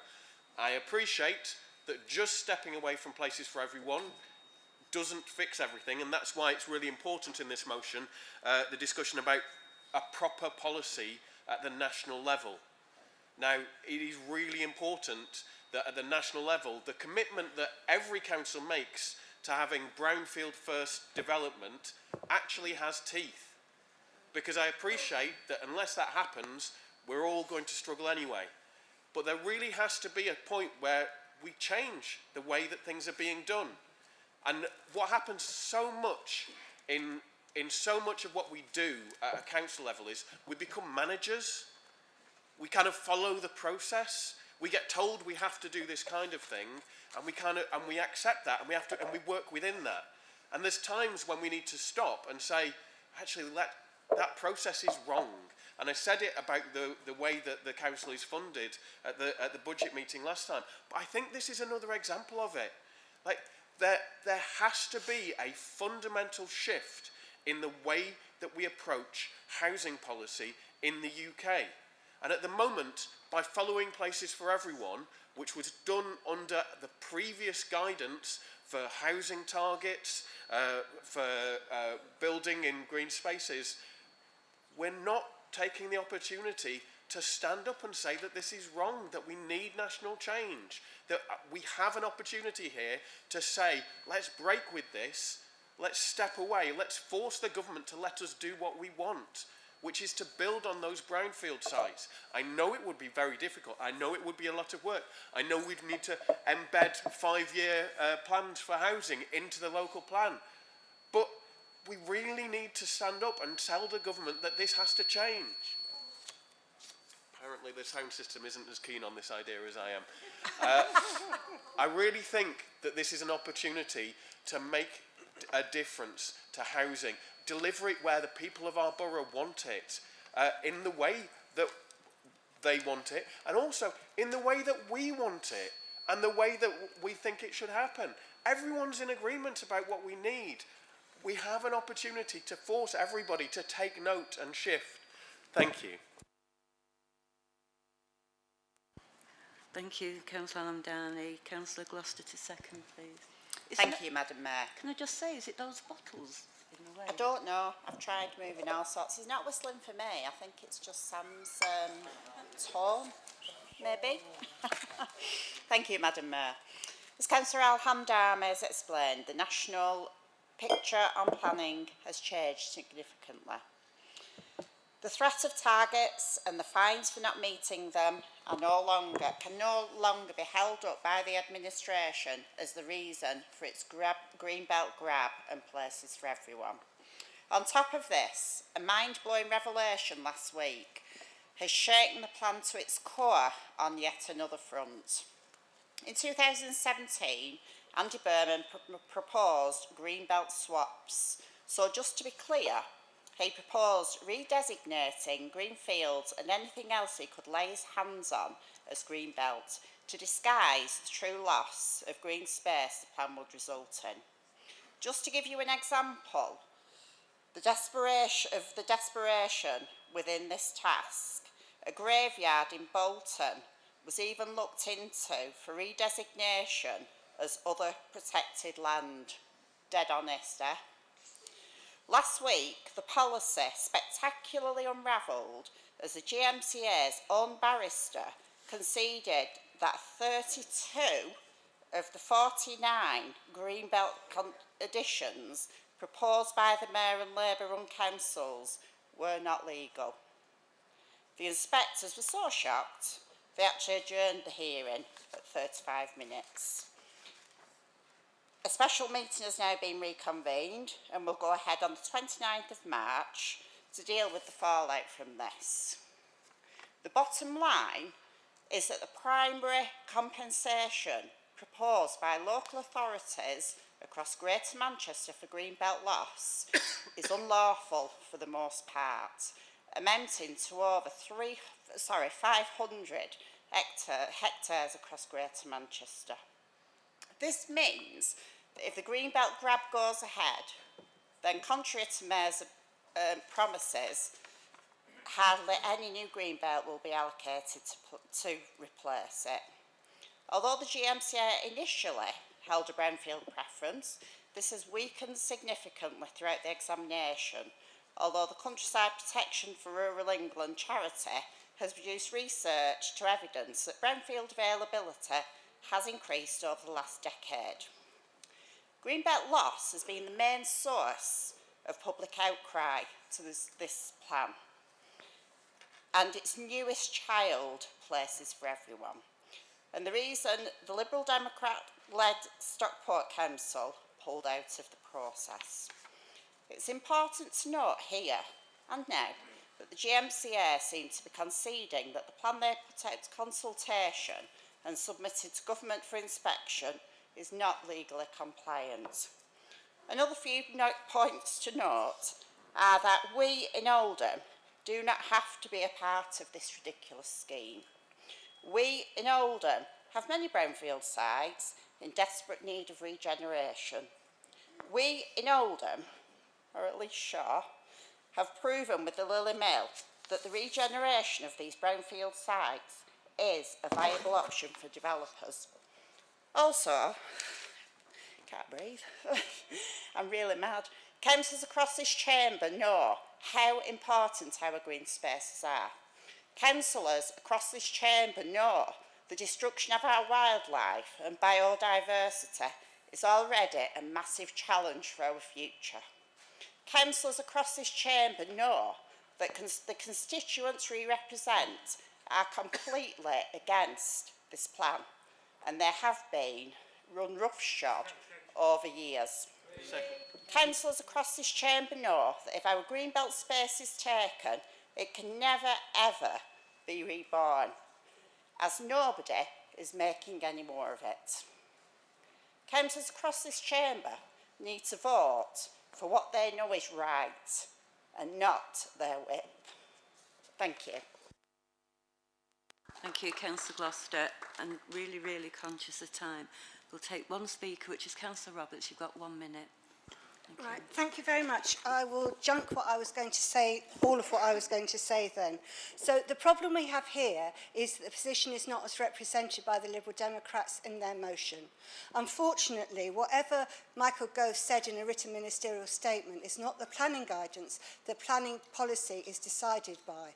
What this means, what you actually have to look at is what it says in law and the National Planning Policy Framework. And in neither of those have the government abolished top-down housing allocation targets.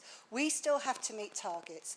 The argument is exactly the same as the argument when we voted for places for everyone in the first place, which is that if we don't allocate sufficient numbers, then we will not be able to defend any else of our greenbelt and our open land.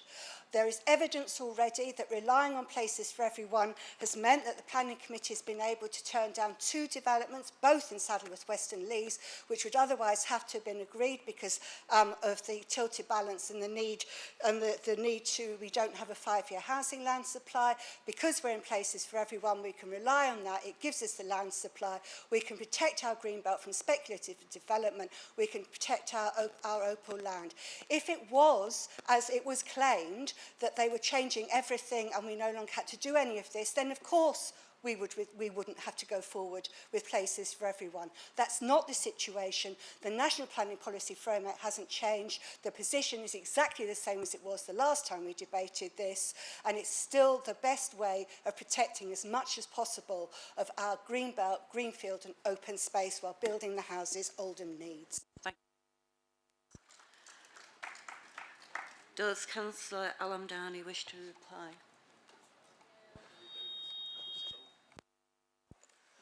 Sorry. I take what you're saying, but I disagree. It's that simple.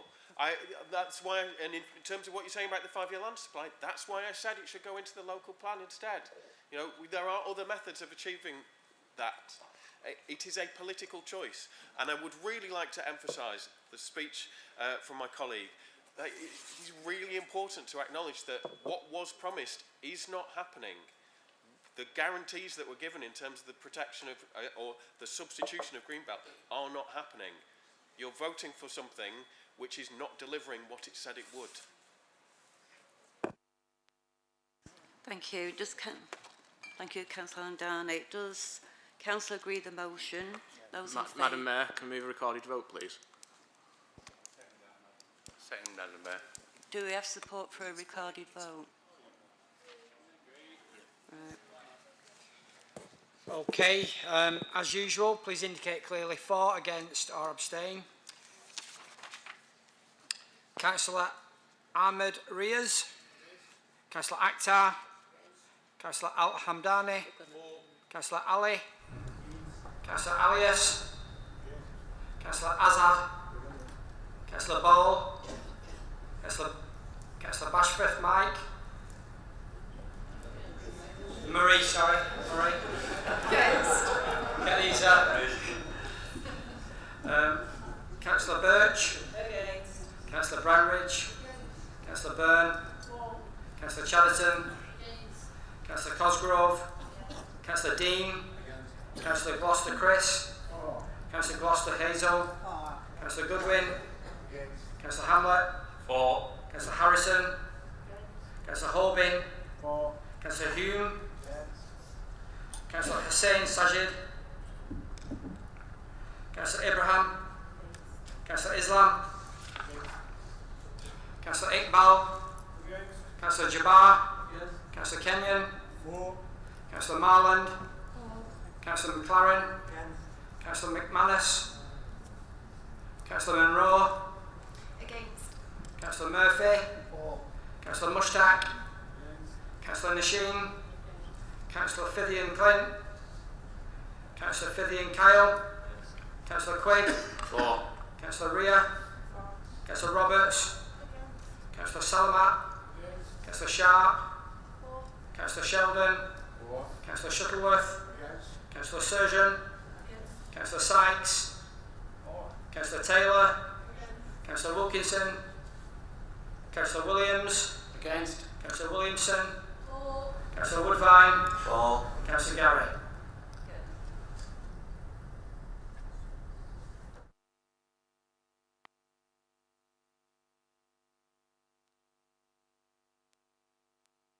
That's 17 for, 19 against.